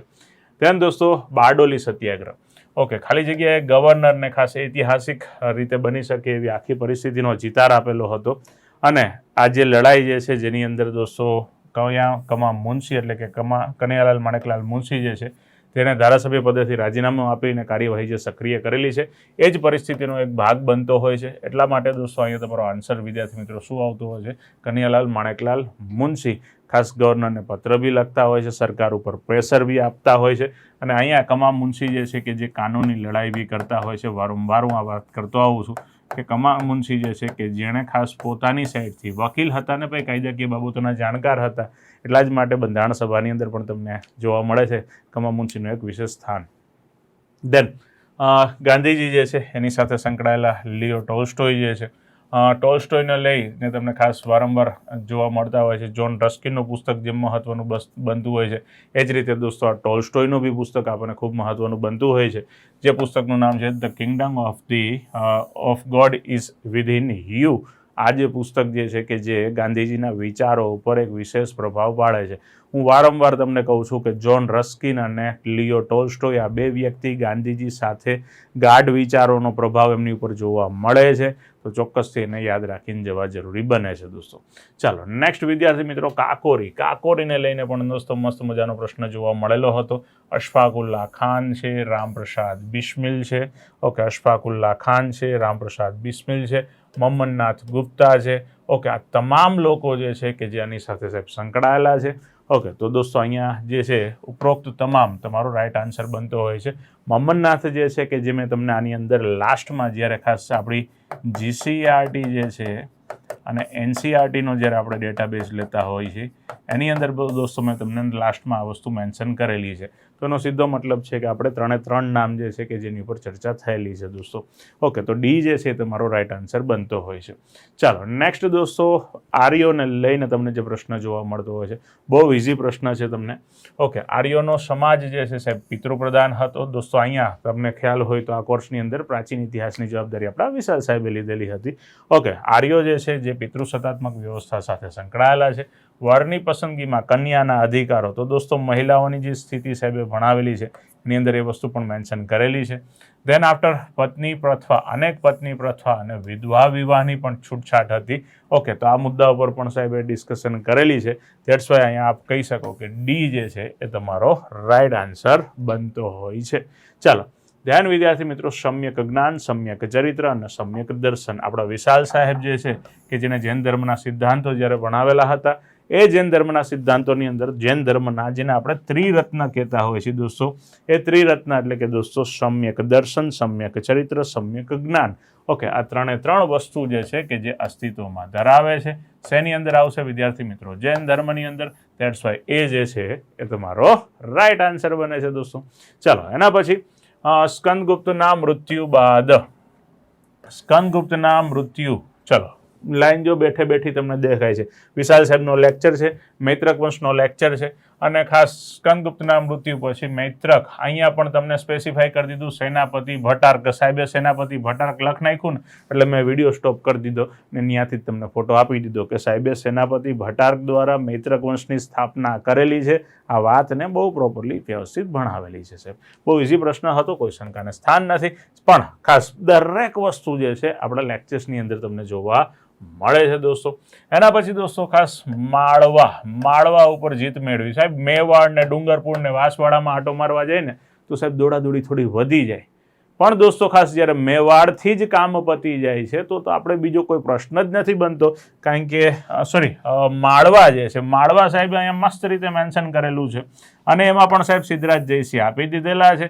તો સિદ્ધરાજ જયસિંહની ચર્ચાઓ દરમિયાન વિશાલ સાહેબે તમને વગાડીને કીધું છે કે આ સિદ્ધરાજ જયસિંહને વ્યવસ્થિત તૈયાર કરીને જજો ને જજો.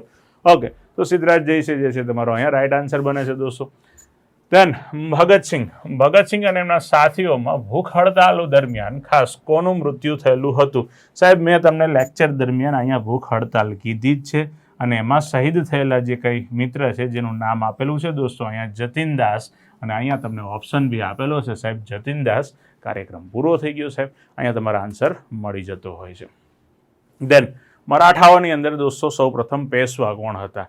ઓકે, જ્યારે મેં તમે એગ્લો મરાઠા યુદ્ધો ભણાવેલા ત્યારે ઘણા બધા વિદ્યાર્થી મિત્રો કહેતા કે સાહેબ આ યુદ્ધો ખરેખર તૈયાર કરવા પડશે. પણ મેં તમને કીધેલું કે ભાઈ આ યુદ્ધો જે છે ને એની અંદર તમારે આજુબાજુનું બેકગ્રાઉન્ડ પણ સપોર્ટિવ બને છે. એટલે યુદ્ધને શરૂ કરતાં મેં પહેલાં તમને પેશવાથી શરૂઆત કરાવેલી હતી, એટલે કે બાલાજી વિશ્વનાથ છે, બાજીરાવ પ્રથમ છે, એના પછી બાલાજી બાજીરાવ છે, એના પછી માધવરાવ. કારણ કે યુદ્ધ તો અહીંથી શરૂ થતું હતું, પણ દોસ્ત લેક્ચરની શરૂઆતમાંથી જ પ્રશ્ન પૂછાઈ ગયો કે પ્રથમ પેશવા કોણ હતા?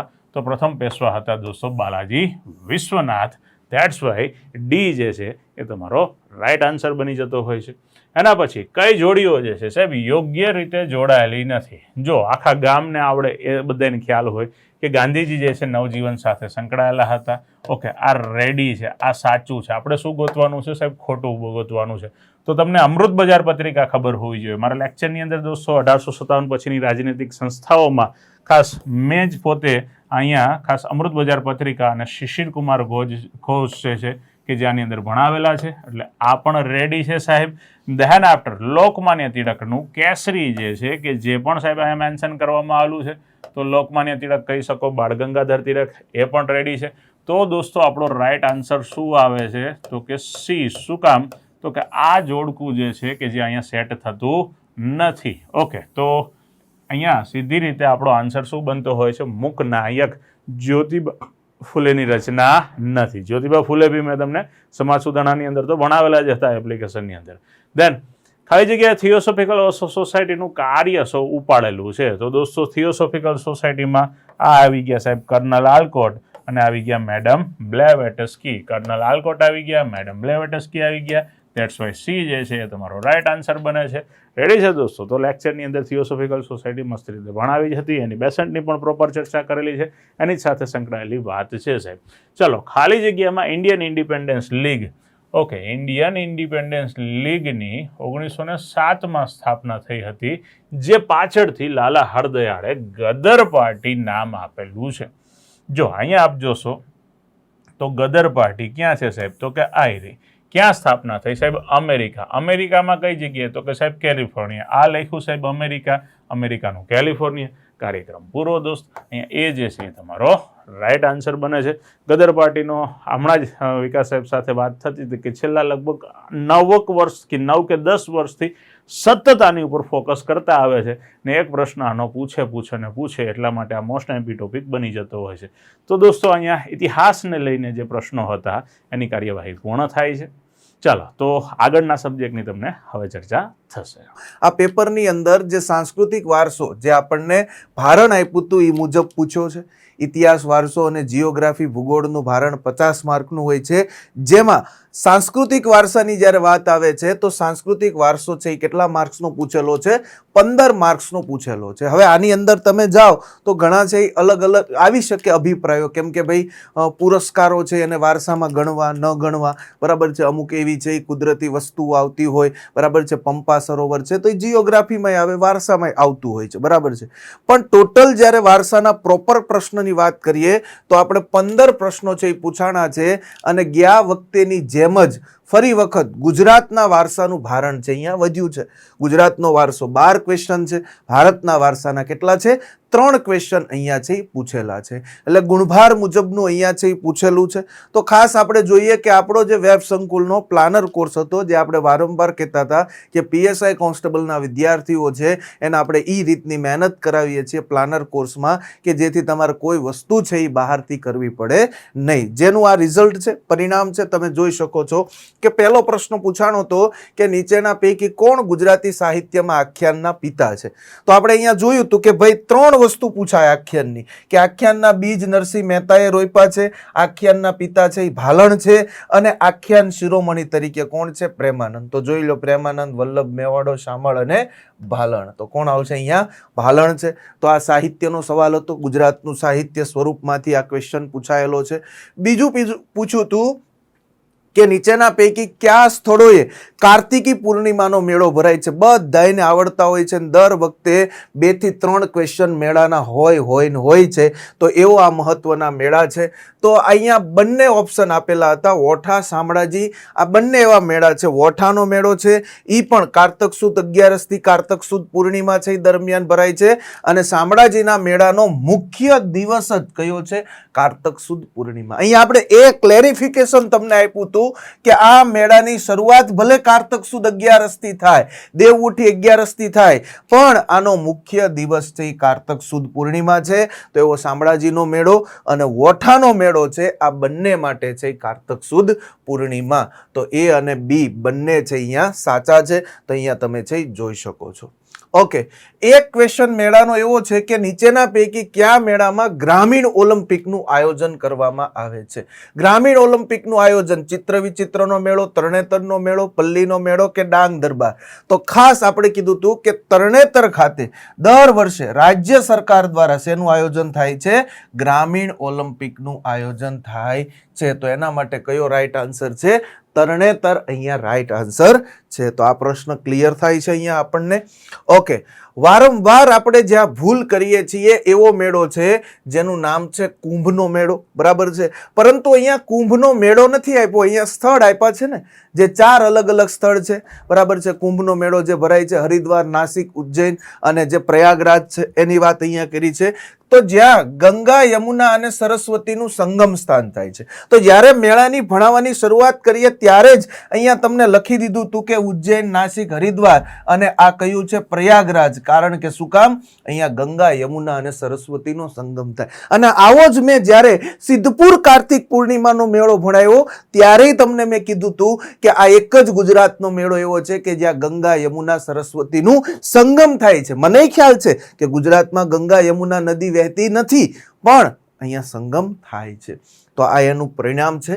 અહીંયા જવાબ તમે જોઈ શકો છો કે આ સ્થળે યોજાતો માઘ મેળો વિશ્વની સૌથી મોટો જૂનો આધ્યાત્મિક કાર્યક્રમનો એક માનવામાં આવે છે. અને આનો જવાબ તમને બધાને આવડશે, બરાબર છે, કારણ કે આની રીલ આપણે બહુ જોઈ, બરાબર છે. સંગમ કી ભૂમિ યહી પ્રયાગ રાજ હે. તો પ્રયાગરાજ બધાના હૈયે હોઠે છપાઈ ગયું હોય છે, બરાબર છે. એટલે આ છે એ મેળો મહત્વનો છે. ઓકે, એના પછી જુઓ કે અહીંયા વાદ્ય પૂછ્યું હતું. શું પૂછ્યું હતું? વાદ્ય. તો ખાસ આપણે સંગીતના વાદ્યના પ્રકારના વર્ગીકરણ કરેલું છે, બરાબર છે.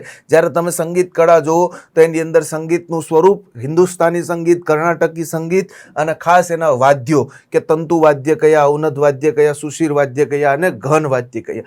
જેમાં અહીંયા ખાસ ત્રણ મેં આદિવાસી વાદ્યો લખ્યા હતા કે તાડપું છે, ડોબરું છે, પાવરી છે, કે એને ફૂંક મારીને વગાડી શકાય. અહીંયા ખાલી એટલું તમને ખબર પડી ગઈ હોય ને કે આ પાવરી સુશીર વાદ્ય છે કે જે મોં વડે ફૂંક મારીને વગાડી શકાય, તો પણ તમારો જવાબ અહીંયા રાઈટ પડે છે. તો ડાંગી આદિવાસી લોકોનું પ્રિય વાદ્ય કયું છે?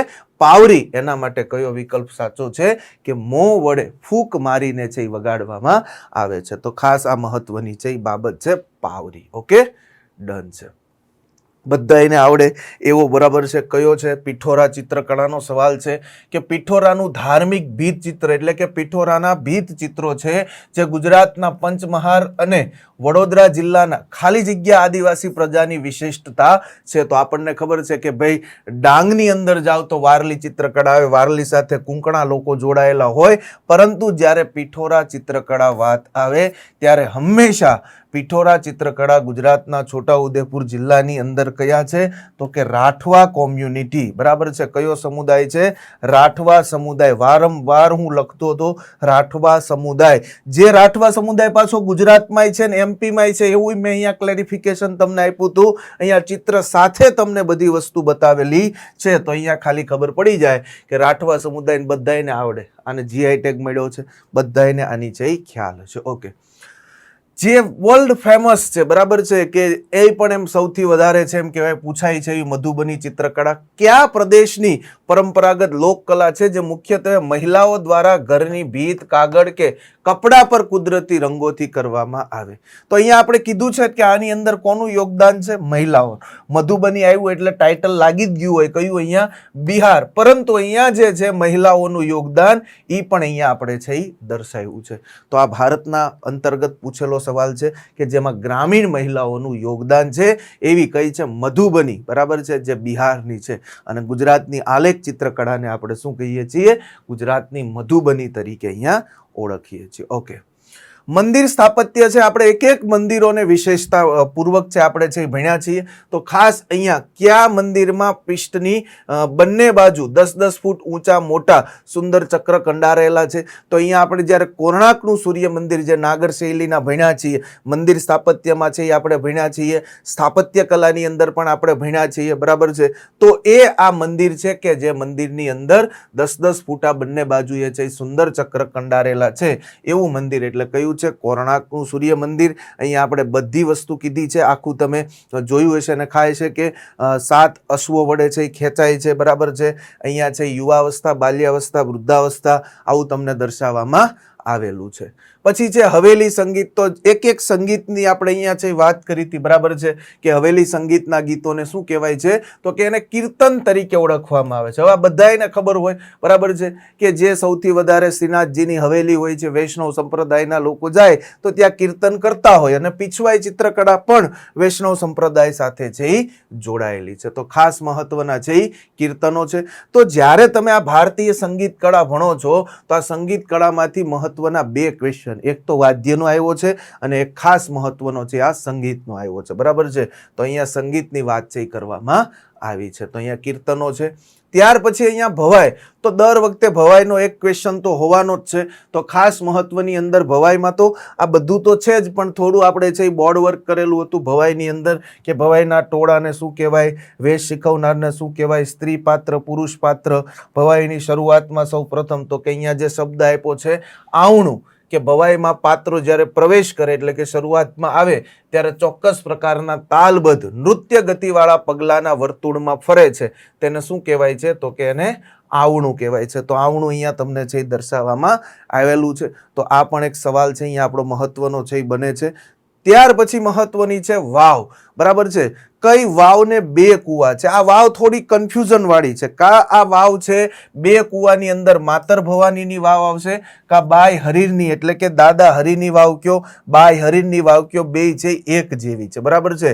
તો આ વાવ છે એની અંદર અત્યારે આપણે છે રાઈટ આન્સર રાખીએ છીએ બાય હરીરની, દાદા હરીની વાવ. પરંતુ એવું કહેવાય કે આ બંને વાવ પાસે છે એ કુવાઓ જોવા મળે છે. બંને પાછી ક્યાં છે? અમદાવાદની અંદર છે એ જોવા મળે છે. તો ખાસ છે આ વાવ છે. બાકી તો આ તમને રાણકી અડાલજની વાવ તો મોઢે હોય જ તે. બરાબર છે. ત્યાર પછી કયા જિલ્લામાં ભારતીય સંસ્કૃતિ મ્યુઝિયમ?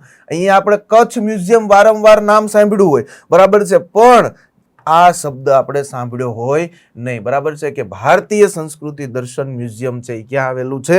કચ્છ ખાતે આવેલું છે, જેના સ્થાપક છે રામસિંહજી રાઠોડ છે. બરાબર છે. તો ખાસ યાદ રાખજો કે આ ભારતીય સંસ્કૃતિ એમ કહેવાય કે દર્શન જે મ્યુઝિયમ છે જે કચ્છની અંદર છે એ જોવા મળે છે. તો થોડું ઘણું છે એ તમે પ્લાનરની અંદર ધ્યાન રાખ્યું હશે. જે વિદ્યાર્થીઓ જોડાણા હશે એને મેરિટની અંદર સ્થાન આવવામાં કાંઈ વાર લાગશે નહીં. પ્રખ્યાત બૌદ્ધ પુરાતત્વ સ્થળ જેનું નામ છે દેવની મોરી, એનું શું પૂછ્યું? બધું તમને યાદ હોય પણ નદી યાદ ન હોય. દેવની મોરી ગુજરાતના કયા નદીના કિનારે આવેલું છે? આ બહુ સામાન્ય પ્રશ્ન છે. જો તમને અહીંયા જિલ્લો ખબર હોય તોય નદી ખબર પડી જાય, કારણ કે અહીંયા અરવલ્લી જિલ્લો છે. કયો છે? અરવલ્લી. તો આપણે લખ્યું જ હતું કે અરવલ્લી જિલ્લાના શામળાજી ખાતે મેસવો નદીના કિનારે, કઈ નદીના કિનારે આપણે લખ્યું હતું? મેસવો નદીના કિનારે. તો ખાસ અહીંયા નદી પૂછી છે. બરાબર છે. જેમ શામળાજીનો મેળો મેસવો નદીના કિનારે છે એમ આ પણ ક્યાં છે? મેસવો નદીના કિનારે. તો આ આપણો છે રાઈટ આન્સર છે. ઓકે. ત્યાર પછી મહત્વનો આ એક તહેવાર પૂછેલો છે. બરાબર છે. જેની ઔપચારિક રીતે આપણે છે વાત કરતા હોય કે ગુજરાત સહિત ભારતભરમાં કયો દિવસ ઉજવવામાં આવે છે? સંસ્કૃત દિવસ. બરાબર છે. તો આ સંસ્કૃત દિવસ છે એ કયા દિવસને? તો કે અહીંયા શ્રાવણ મહિનાની આવતી જે રક્ષાબંધન છે, જેને આપણે બળેવ કહીએ છીએ, તો આ રક્ષાબંધનને છે એ ઉજવવામાં આવે છે. કયો? તો કે સંસ્કૃત દિવસ તરીકે ઉજવવામાં આવે છે.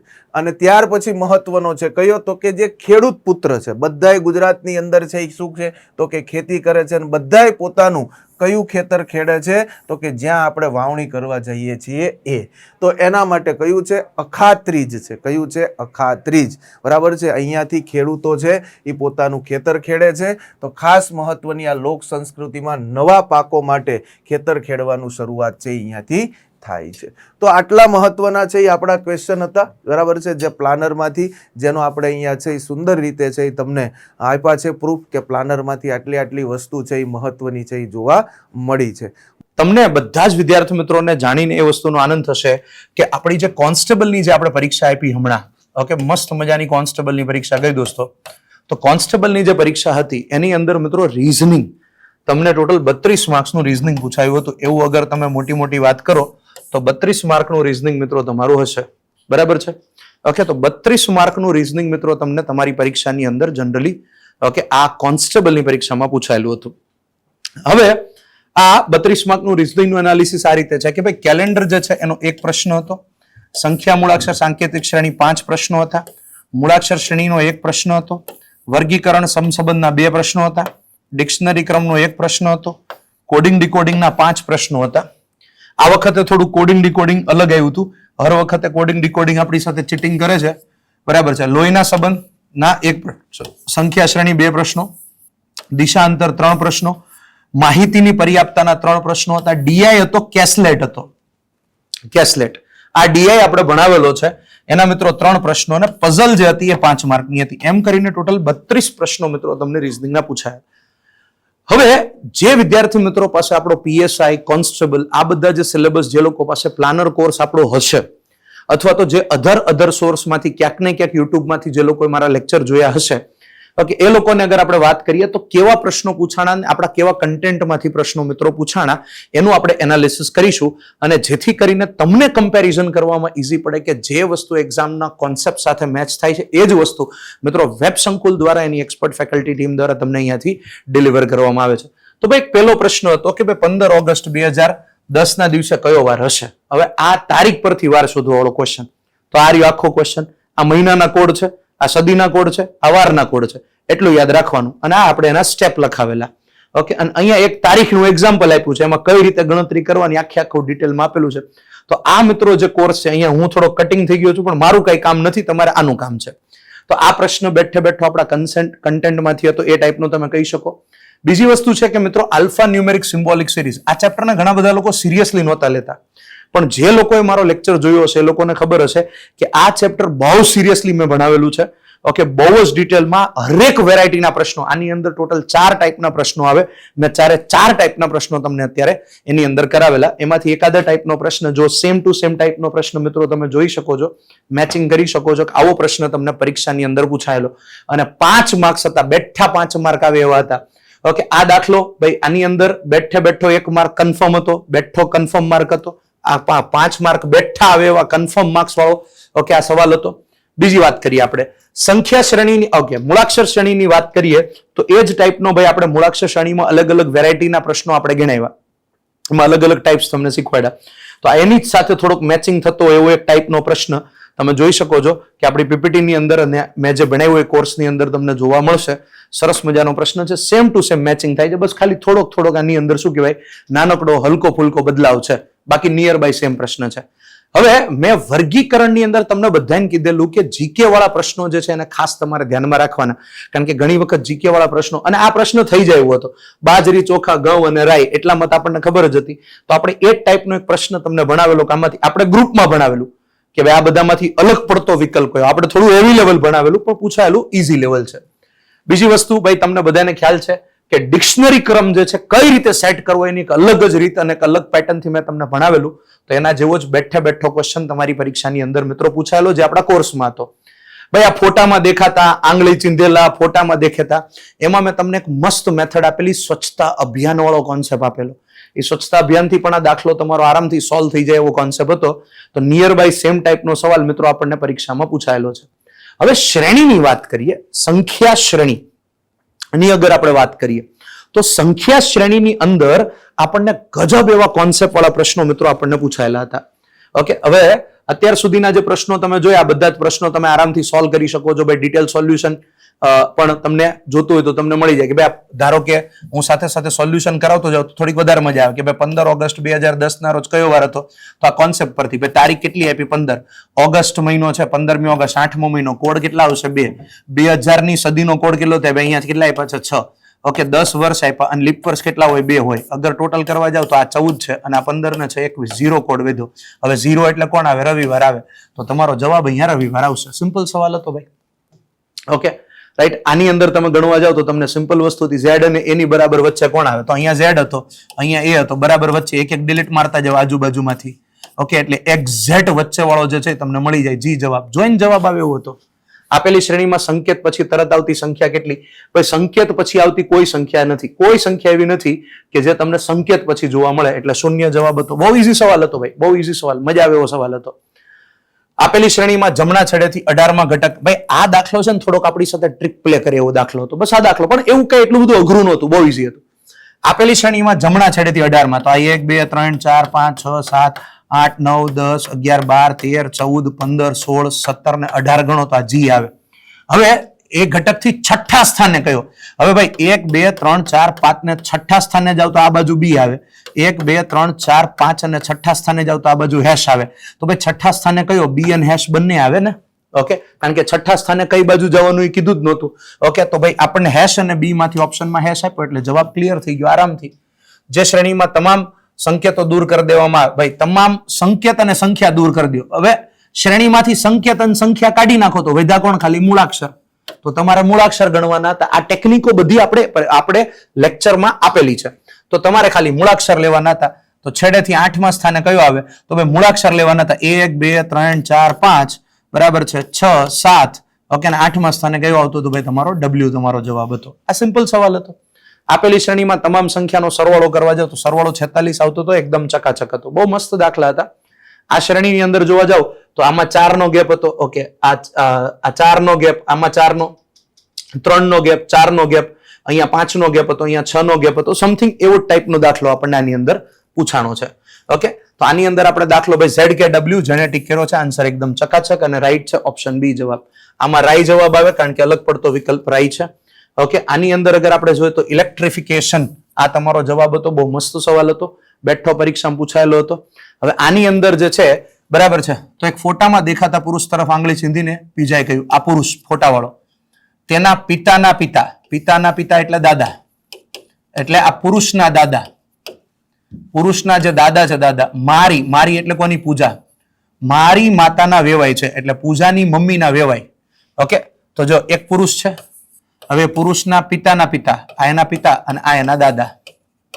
ઓકે, એ કોણ છે? મારી એટલે કે આ પૂજા અને એની આ માતા, માતાના વેવાય. વેવાય એટલે શું થાય કે ભાઈ પૂજાનો જે ઘરવાળો હશે ને, બરાબર છે, ઓકે, પૂજાનો જે ઘરવાળો હશે ને આનો છોકરો હશે તો જ આ બે વેવાય કહેવાય ને. તો વધી વધીને આ કાં તો પૂજાનો પુત્ર હશે, કાં તો પૂજાના શું કહેવાય કે કોક દિયર વગેરેનો પુત્ર હશે. તો પૂજા અને આના વચ્ચે શું સંબંધ હતો? માતા અને પુત્રનો સંબંધ હતો.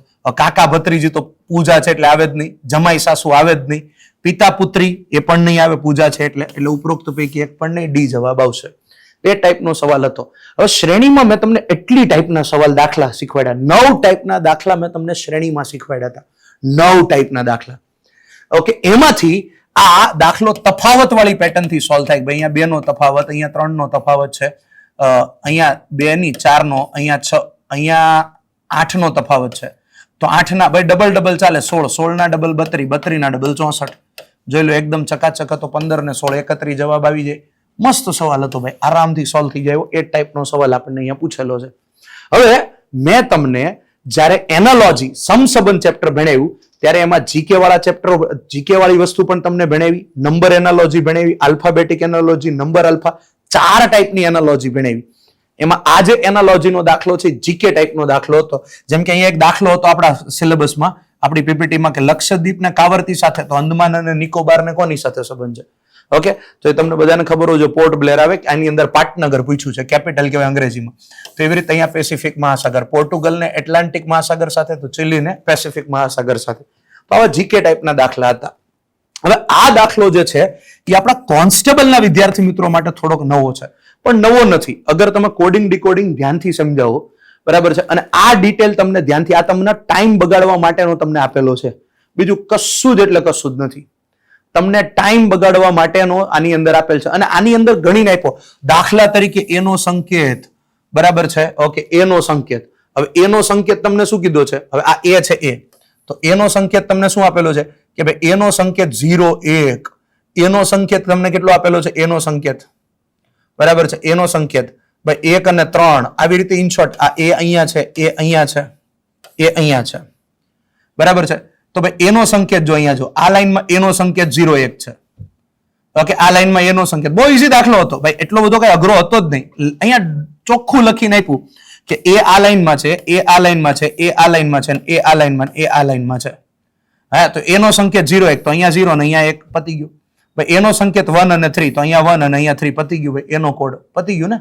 હા, બસ, તો આવું તો કરવાનું હતું, બરાબર છે. હવે તમને શું કીધું હતું કે ભાઈ 20, તો જો આ 2 અને આ 0, પતી ગયું. ભાઈ એનો સંકેત અહીંયા કેટલો આવશે? 42 આવશે, આ રહ્યો. ઓકે, ને અહીંયા કેટલો આવશે? 34 આવશે, આ રહ્યો, પતી ગયું. 34 મતલબ આને પહેલા નંબર આપવાના હતા અને આને પછી નંબર આપવાના હતા. બસ, તો એટલું તમારું સિમ્પલ સાદી વસ્તુ હતી. ઓકે, તો હવે તમને આ રીતે પૂછેલું હતું.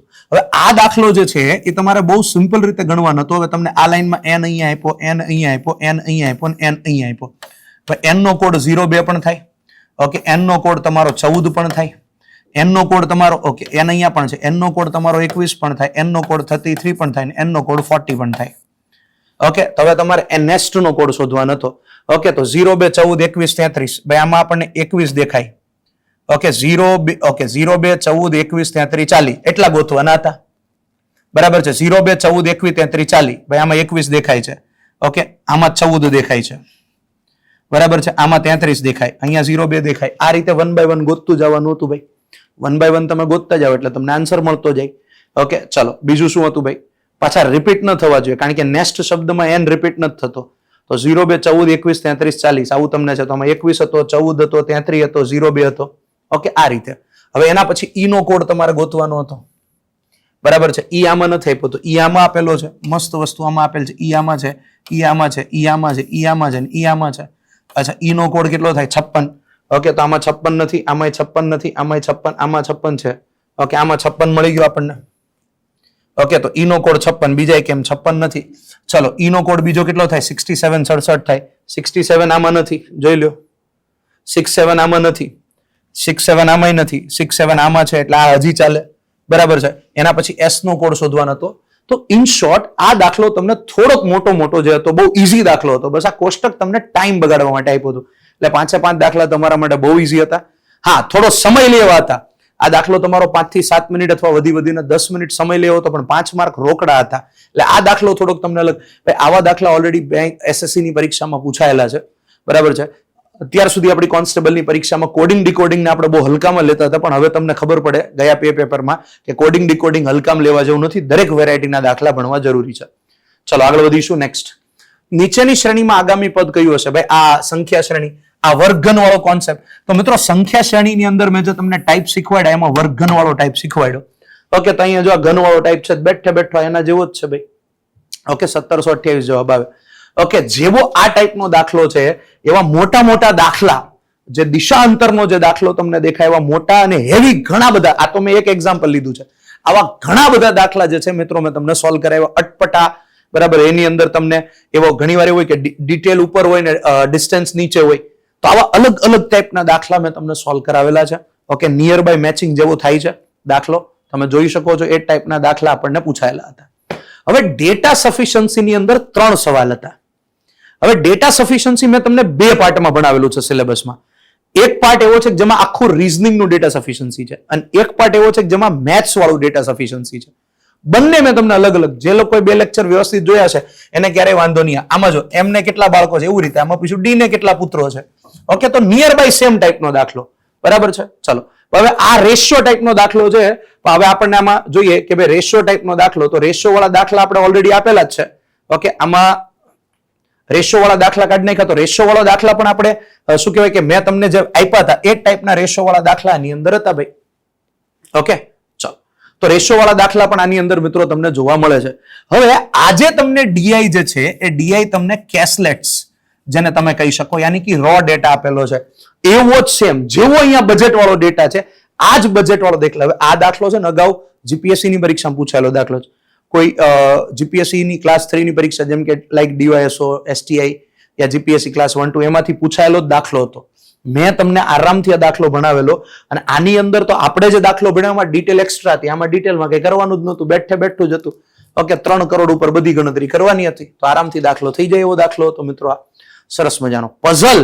યસ, જે લોકો આપણો પીએસઆઈ નો કોર્સ જોયો છે, હવે કોન્સ્ટેબલમાં પઝલ અનએક્સપેક્ટેડ વસ્તુ છે. ઓકે, ક્યારેય આવી પણ નથી. બેઠક વ્યવસ્થા ઉપર જનરલી આપણે વધારે ધ્યાન આપતા હોય, પણ પઝલની અંદર જે આપણા પીએસઆઈ ના વિદ્યાર્થી મિત્રો અથવા કોઈ કોન્સ્ટેબલના વિદ્યાર્થી મિત્રો પઝલ જોઈ હોય, તો જે પઝલ અહીંયા તમને પૂછાણી, આમાં 7 મિત્રો ABCDEFG છે, અઠવાડિયાના 7 અલગ દિવસો. આપણે અહીંયા 7 મિત્રો છે, બરાબર, એ અઠવાડિયાના 7 અલગ દિવસો. રેડી કે નહીં? હવે આમાં પિક્ચરના નામ આપ્યા, આપણા દાખલામાં રંગ છે ખાલી, બસ ફરક એટલો જ છે. આપણા દાખલામાં રંગના નામ આપ્યા કે ભાઈ ABCDEFG 7 જુદા રંગો પસંદ કરે, આમાં 7 જુદી પિક્ચર જોવા જાય, રંગ કાઢીને પિક્ચર મૂકી દીધું. બાકી તો બધું સેમ ટુ સેમ છે, બરાબર છે. નિયર બાય તમે જોઈ શકો છો, બાકી બધું સેમ ટુ સેમ છે. ઓકે, તો આજે પઝલ જે હતી એ પઝલ એટલી બધી અઘરી નહોતી, આરામથી સેટ થઈ જાય એવી હતી. બસ પઝલની ટ્રીક તમને ખબર હોવી જોઈએ, જે મેં તમને લેક્ચરમાં ભણાવેલી છે. તો બેઠા દાખલા હતા મિત્રો, મજા આવે એવા પઝલના. તો ભાઈ આ રીઝનિંગની અંદર આપણને જે 32 માર્કનું મિત્રો આપણે એનાલિસિસ કર્યું, તો 32 માર્કનું રીઝનિંગની અંદર મિત્રો જે આપણને પૂછાણું છે એ 32 માર્કનો કન્ટેન્ટ અગર થોડીક વધારે પ્રેક્ટિસ કરી હોત તો હું તો એટલું કહી શકીશ કે ભાઈ 32 બેઠા આવે. ઓકે, થોડીક વધારે મહેનત કરી હોય. અગર કોઈ એવું હોય કે સાહેબ અમારી થોડીક પ્રેક્ટિસ ઘટતી હતી, તો ભાઈ પ્રેક્ટિસ ઘટતી હતી તો આપણે વધીને તમે આરામથી આમાં 22 પ્રશ્નો આરામથી અટેન્ડ કરી શકો. 10 પ્રશ્નો મેં કાઢી નાખ્યા છે. 22 માર્ક તમે બેઠા લાવી શકો એટલું ઈઝી પેપર હતું.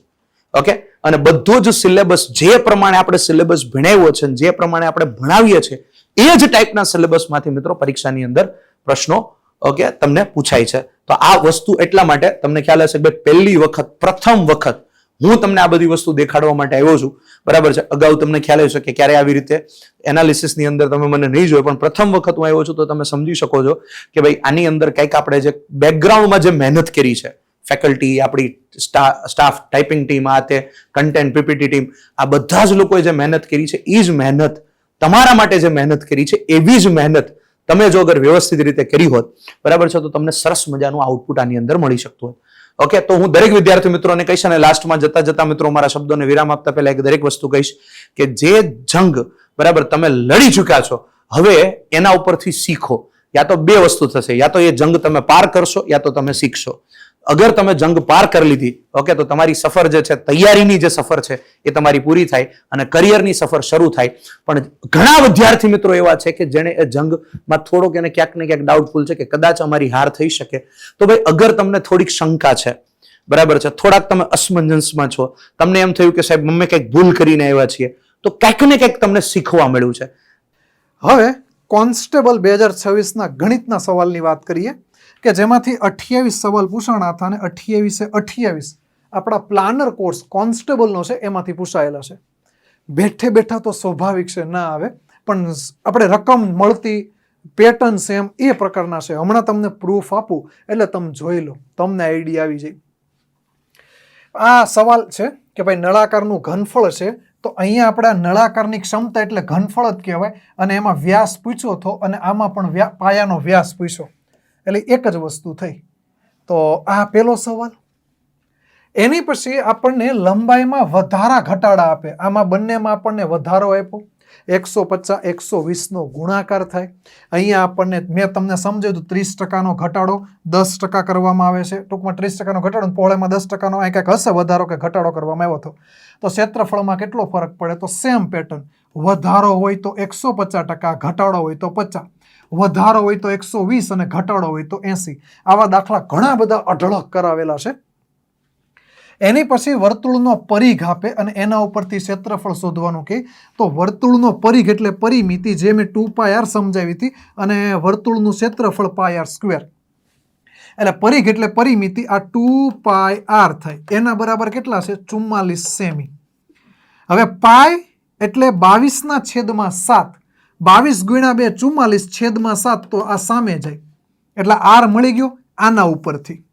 અને ક્ષેત્રફળ એટલે પાય એટલે 22/7 અને r એટલે ત્રિજ્યા 7 ગુણ્યા 7, 7 7 કેન્સલ, 22 ગુણ્યા 7 કરો, 7 દુ 14, 154 થાય. તો આનો રાઈટ આન્સર ઓપ્શન એ આવે. તો આ સમજાયું હતું. એની પછી આપણને ટ્રેનનો દાખલો છે અને કેટલો સમય લાગે પૂછેલું છે. હવે ટ્રેનના દાખલામાં સમય કેટલો લાગે એવા બે પ્રકારના દાખલા પૂછાય. એક લંબાઈ વગરનું અને એક લંબાઈ વાળું, આ બે રીતના પૂછાય છે. તો અહીંયા આપણને કોનું આપેલું છે? થાંભલાનું, એટલે લંબાઈ વગરનામાં આવે. હવે અહીંયા મેં માણસ કીધો તો એ થાંભલો માણસ, કાલ સવારે તમને ઓલો પોલ આપે, ટ્રાફિક સિગ્નલ આપે, બધું એક જ વસ્તુ થઈ. તો ઝડપ પણ કિલોમીટર પ્રતિ કલાકમાં છે, જેને આપણે મીટર પ્રતિ સેકન્ડમાં ફેરવાતા શીખવાડ્યું હતું, અને લંબાઈ આપેલી છે ટ્રેનની, તો આ લંબાઈ. એટલે દાખલો સેમ પેટર્નનો છે, આંકડા તો બદલાવાના જ છે. પછી 2 વર્ષે 6% વ્યાજના દરે 75 સાદું વ્યાજ થાય. તો 12% લેખે 5 વર્ષનું વ્યાજ એટલું થાય. તો રકમ કેટલી? આમાં રકમ કઈ? એટલે ઈ જ પેટર્નનો થઈ ગયો, સેમ પેટર્નનો દાખલો થઈ ગયો. તેની પછી ચક્રવૃદ્ધિ વ્યાજનો છે કે ભાઈ જ્યારે આપણને વર્ષ પૂછે ને, તો આમાં મેં શીખવાડ્યું હતું કે આમાં સમયગાળો એટલે વર્ષ પૂછેલું છે. તો આ પણ ઈ જ થઈ ગયો કે ભાઈ આપણને વ્યાજનો દર આપે, આ વ્યાજનો દર રો, આપણને વ્યાજ રકમ આપે, આ રકમ રહી, અને એની પછી અહીંયા વ્યાજ આપેલું છે, અહીંયા વ્યાજ મુદ્દલ છે કે વ્યાજ આપે, એના ચક્રવૃદ્ધિ વ્યાજમાં વ્યાજ કે વ્યાજ મુદ્દલ એ બંનેથી થાય. આ હોટ ફેવરિટ દાખલો છે કે જેમાં 2 જણાનો સમય આપે અને બંને સાથે કામ કરે તો ક્યારે પૂરું થાય? તો આ ઈ જ છે કે ભાઈ 2 જણાનો સમય આપે અને બંને સાથે એક સાથે કરે તો ક્યારે પૂરું થાય? Same pattern. આ 18 દિવસમાં કરે, ક્યુ 15 દિવસમાં કરે, અને ક્યુ 10 દિવસ કરીને જતો રહીને બાકીનું કામ પી કેટલા દિવસમાં કરે? પી ને ક્યુ જ, આમાં પી ને ક્યુ છે. અહીંયા પી નો કંઈક સમય હતો, ક્યુ નો સમય હતો, પી 10 દિવસ કરે છે, આમાં ક્યુ 10 દિવસ કરે, અને બાકીનું કામ ક્યુ કેટલા દિવસમાં કરે, આમાં પી બાકીનું કામ કેટલા દિવસમાં કરે. એટલે બસ ખાલી જસ્ટ ડેટા ચેન્જ થાય. મને લાગે રકમ એ કોપા પેસ્ટ છે. એની પછી કપિલ એક વ્યવસાયમાં 35,000નું રોકાણ કરે અને 5 મહિના બાદ સુનિલ જોડાય અને નફાનો ગુણોત્તર આપે. મેં જ્યારે પણ તમને નફાનો ગુણોત્તર આપે ને, ત્યારે આમાં 2:3, આમાં 2:3. જ્યારે પણ નફાનો ગુણોત્તર આપે ને ત્યારે મેં આમાં શીખવાડેલું છે કે એને ડાયરેક્ટ લખી દેવાનું. એની પછી અહીંયા એનું રોકાણ એના ગુણ્યા એનો સમય, અહીંયા રોકાણ એના ગુણ્યા એનો સમય, અહીંયા એનું રોકાણ આપેલું છે, અને 5 મહિના બાદ 5 મહિના પછી. ટૂંકમાં ખાલી આ ચેન્જ 35,000, અહીંયા 7,000, ખાલી 5 ગણાનો ફેર છે. એટલે આમાં પછી બીજાની મૂડી પૂછેલી છે ને આમાં સુનિલની મૂડી એટલે રોકાણ પૂછેલું છે. સેમ પેટર્ન થઈ ગઈ. આ હોટ ફેવરિટ છે, આદમ જમાના વખતથી ચાલતો આવતો દાખલો છે કે લસા અને ગુસ્સાનો ગુણાકાર કરો. લસા અને ગુસ્સાનો ગુણાકાર કરો એના બરાબર એક સંખ્યા ગુણ્યા બીજી સંખ્યા થાય. એક સંખ્યા આપી બીજી સંખ્યા શોધવાની કીધી. સેમ આમાં મેં બીજી સંખ્યા શોધતા શીખવાડેલી છે બેઠે બેઠું. નો દેખાય એટલે જરીક ઝૂમ કરી દઉં તમને. એ દાખલો ના દાખલો બે સેમ ટુ સેમ છે. લસા અને ગુસ્સા આપ્યો ને એક સંખ્યા આપી બીજી સંખ્યા શોધવાની કીધી. ત્યાં બીજી સંખ્યા આપણને શોધવાની કીધી હતી. આના આધાર આવી જાય. એની પછી અવિભાજ્યની વચ્ચેનો મધ્યક. તો અહીંયા પણ મેં 30 થી 51 લીધેલું હતું, અહીંયા 50 થી 70 આપેલું છે. તો એની સરેરાશ કઈ રીતે શોધવી? સરેરાશ એટલે મધ્યક. તો એ મેં શીખવાડ્યું. તો બેઠે બેઠો દાખલો કહેવાય. એની પછી આને ત્રિરાશિના ટકાવારીના ત્રિરાશિના દાખલા કહેવાય. આપણને 17.5 ની વેલ્યુ આપેલી છે અને 125 ની પૂછી. અહીંયા મેં 25% વેલ્યુ આપેલી છે અને 200% પૂછી. ખાલી જસ્ટ આંકડા ચેન્જ થયા. ત્રિરાશિનો દાખલો છે. જો આમ કીધું કઈ કેતો છું કે આવું જ પૂછાય, આ પૂછાઈ ગયું. સંખ્યાનો ગુણોત્તર 3:4 છે. સરવાળો 630 છે. આપણને અહીંયા સરવાળો છે અને આ એનો ગુણોત્તર આપ્યો. તો એકને કેટલી મળે? અહીં સંખ્યા આપી, માણસ આપે. દાખલો આ જ પેટર્નમાં, બે સેમ ટુ સેમ પેટર્નમાં થાય. હમું તો આ દાખલો તો સરળ છે, આ તો મેં અઘરો કરાવેલો છે ને આવા ઘણા બધા કરાવેલા છે, પણ સ્ક્રીનશોટ આનો આવી ગયો. પછી આ વર્ગમૂળ પ્લસ સાદુરૂપનો દાખલો છે. તો એવા દાખલા મેં તમને કરાવ્યા હતા. વર્ગમૂળ અને સાદુરૂપ બરાબરના વહીવટવાળા. સેમ પેટર્ન થઈ ગઈ. પછી મધ્યસ્થ શોધો. તો મધ્યસ્થ કઈ રીતે શોધવો? આ આપણને અવલોકનો આપ્યા હોય તો મધ્યસ્થ કઈ રીતે શોધવો? ચડતા ક્રમમાં ગોઠવો કાં તો ઉતરતા ક્રમમાં ગોઠવો ને વચ્ચે હોય જવાબ. વચ્ચે ન હોય તો વચ્ચે બે જણા હોય ને સરવાળા ભાંગા બે કરવાના. આ એ રીતે મેં કરાવ્યું હતું. એની પછી આ વધારા ઘટાડાની પેટર્નથી કે ભાઈ પેલા 20% જેટલો ભાવ વધારે અથવા રકમ વધુ લખે તો 40% સેડાવી એટલે ભાવ વધારો. એની પછી વળતર આપે, એની પછી વળતર આપે. તો બસ હવે પૂછ્યું શું થાય? તો આમાંય શું થાય ને આમાંય શું થાય? Same to same. નફો કેટલો થાય, નફો કેટલો થાય. એટલે આને હાવ બેઠે બેઠું તમે કહી શકો અને તમારે ગર્વ લેવા જેવી વાત છે કે ભાઈ ભરત સર પાસે ભેણાને રકમ બેઠે બેઠી હવે ખાલી ડેટા ચેન્જ થાય. અને આવા ડેટા ચેન્જ કરીને મેં તમને ટેસ્ટ આપેલી હશે, એ સોલ્વ કરી છે. તમે કંઈ વાંધો ન આવે. એકાદી સારી કોમેન્ટ કરવી, તમને આ બધું જોઈને મજા આવે ને તો. એની પછી એક નોકરી માટે આવેલા 13 ઉમેદવાર છે. તો અહીંયા પણ એ જ પેટર્નનો દાખલો છે કે ભાઈ ઓછામાં ઓછી 2 સ્ત્રી, આમાં ઓછામાં ઓછી 1 સ્ત્રીની વાત છે. ડેટા ચેન્જ થયેલો છે, સંભાવના પૂછેલી છે. તો મેં તમને આવા દાખલા કરાવેલા છે. આ એ જ દાખલા પેટર્નનો છે. બે મળતા છે ને સેમ પેટર્નથી થાય.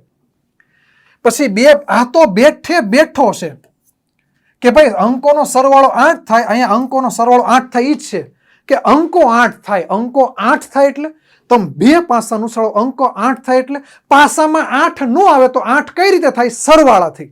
આ ઈ પેટર્નનો છે. તો આ તો બેઠે બેઠો હાવ કે 8 થાય તો જવાબ શું આવે? 8 થાય તો જવાબ શું આવે? તો આમાં શું આવશે ખબર? કે ભાઈ આમાં એક ઓછો કરો, 7 માંથી એક ઓછો એટલે 6, એમાંથી 5 ના છેદમાં 36 આવે. તો આનો જવાબ આવે 5 ના છેદમાં 36, 5 ના છેદમાં 36.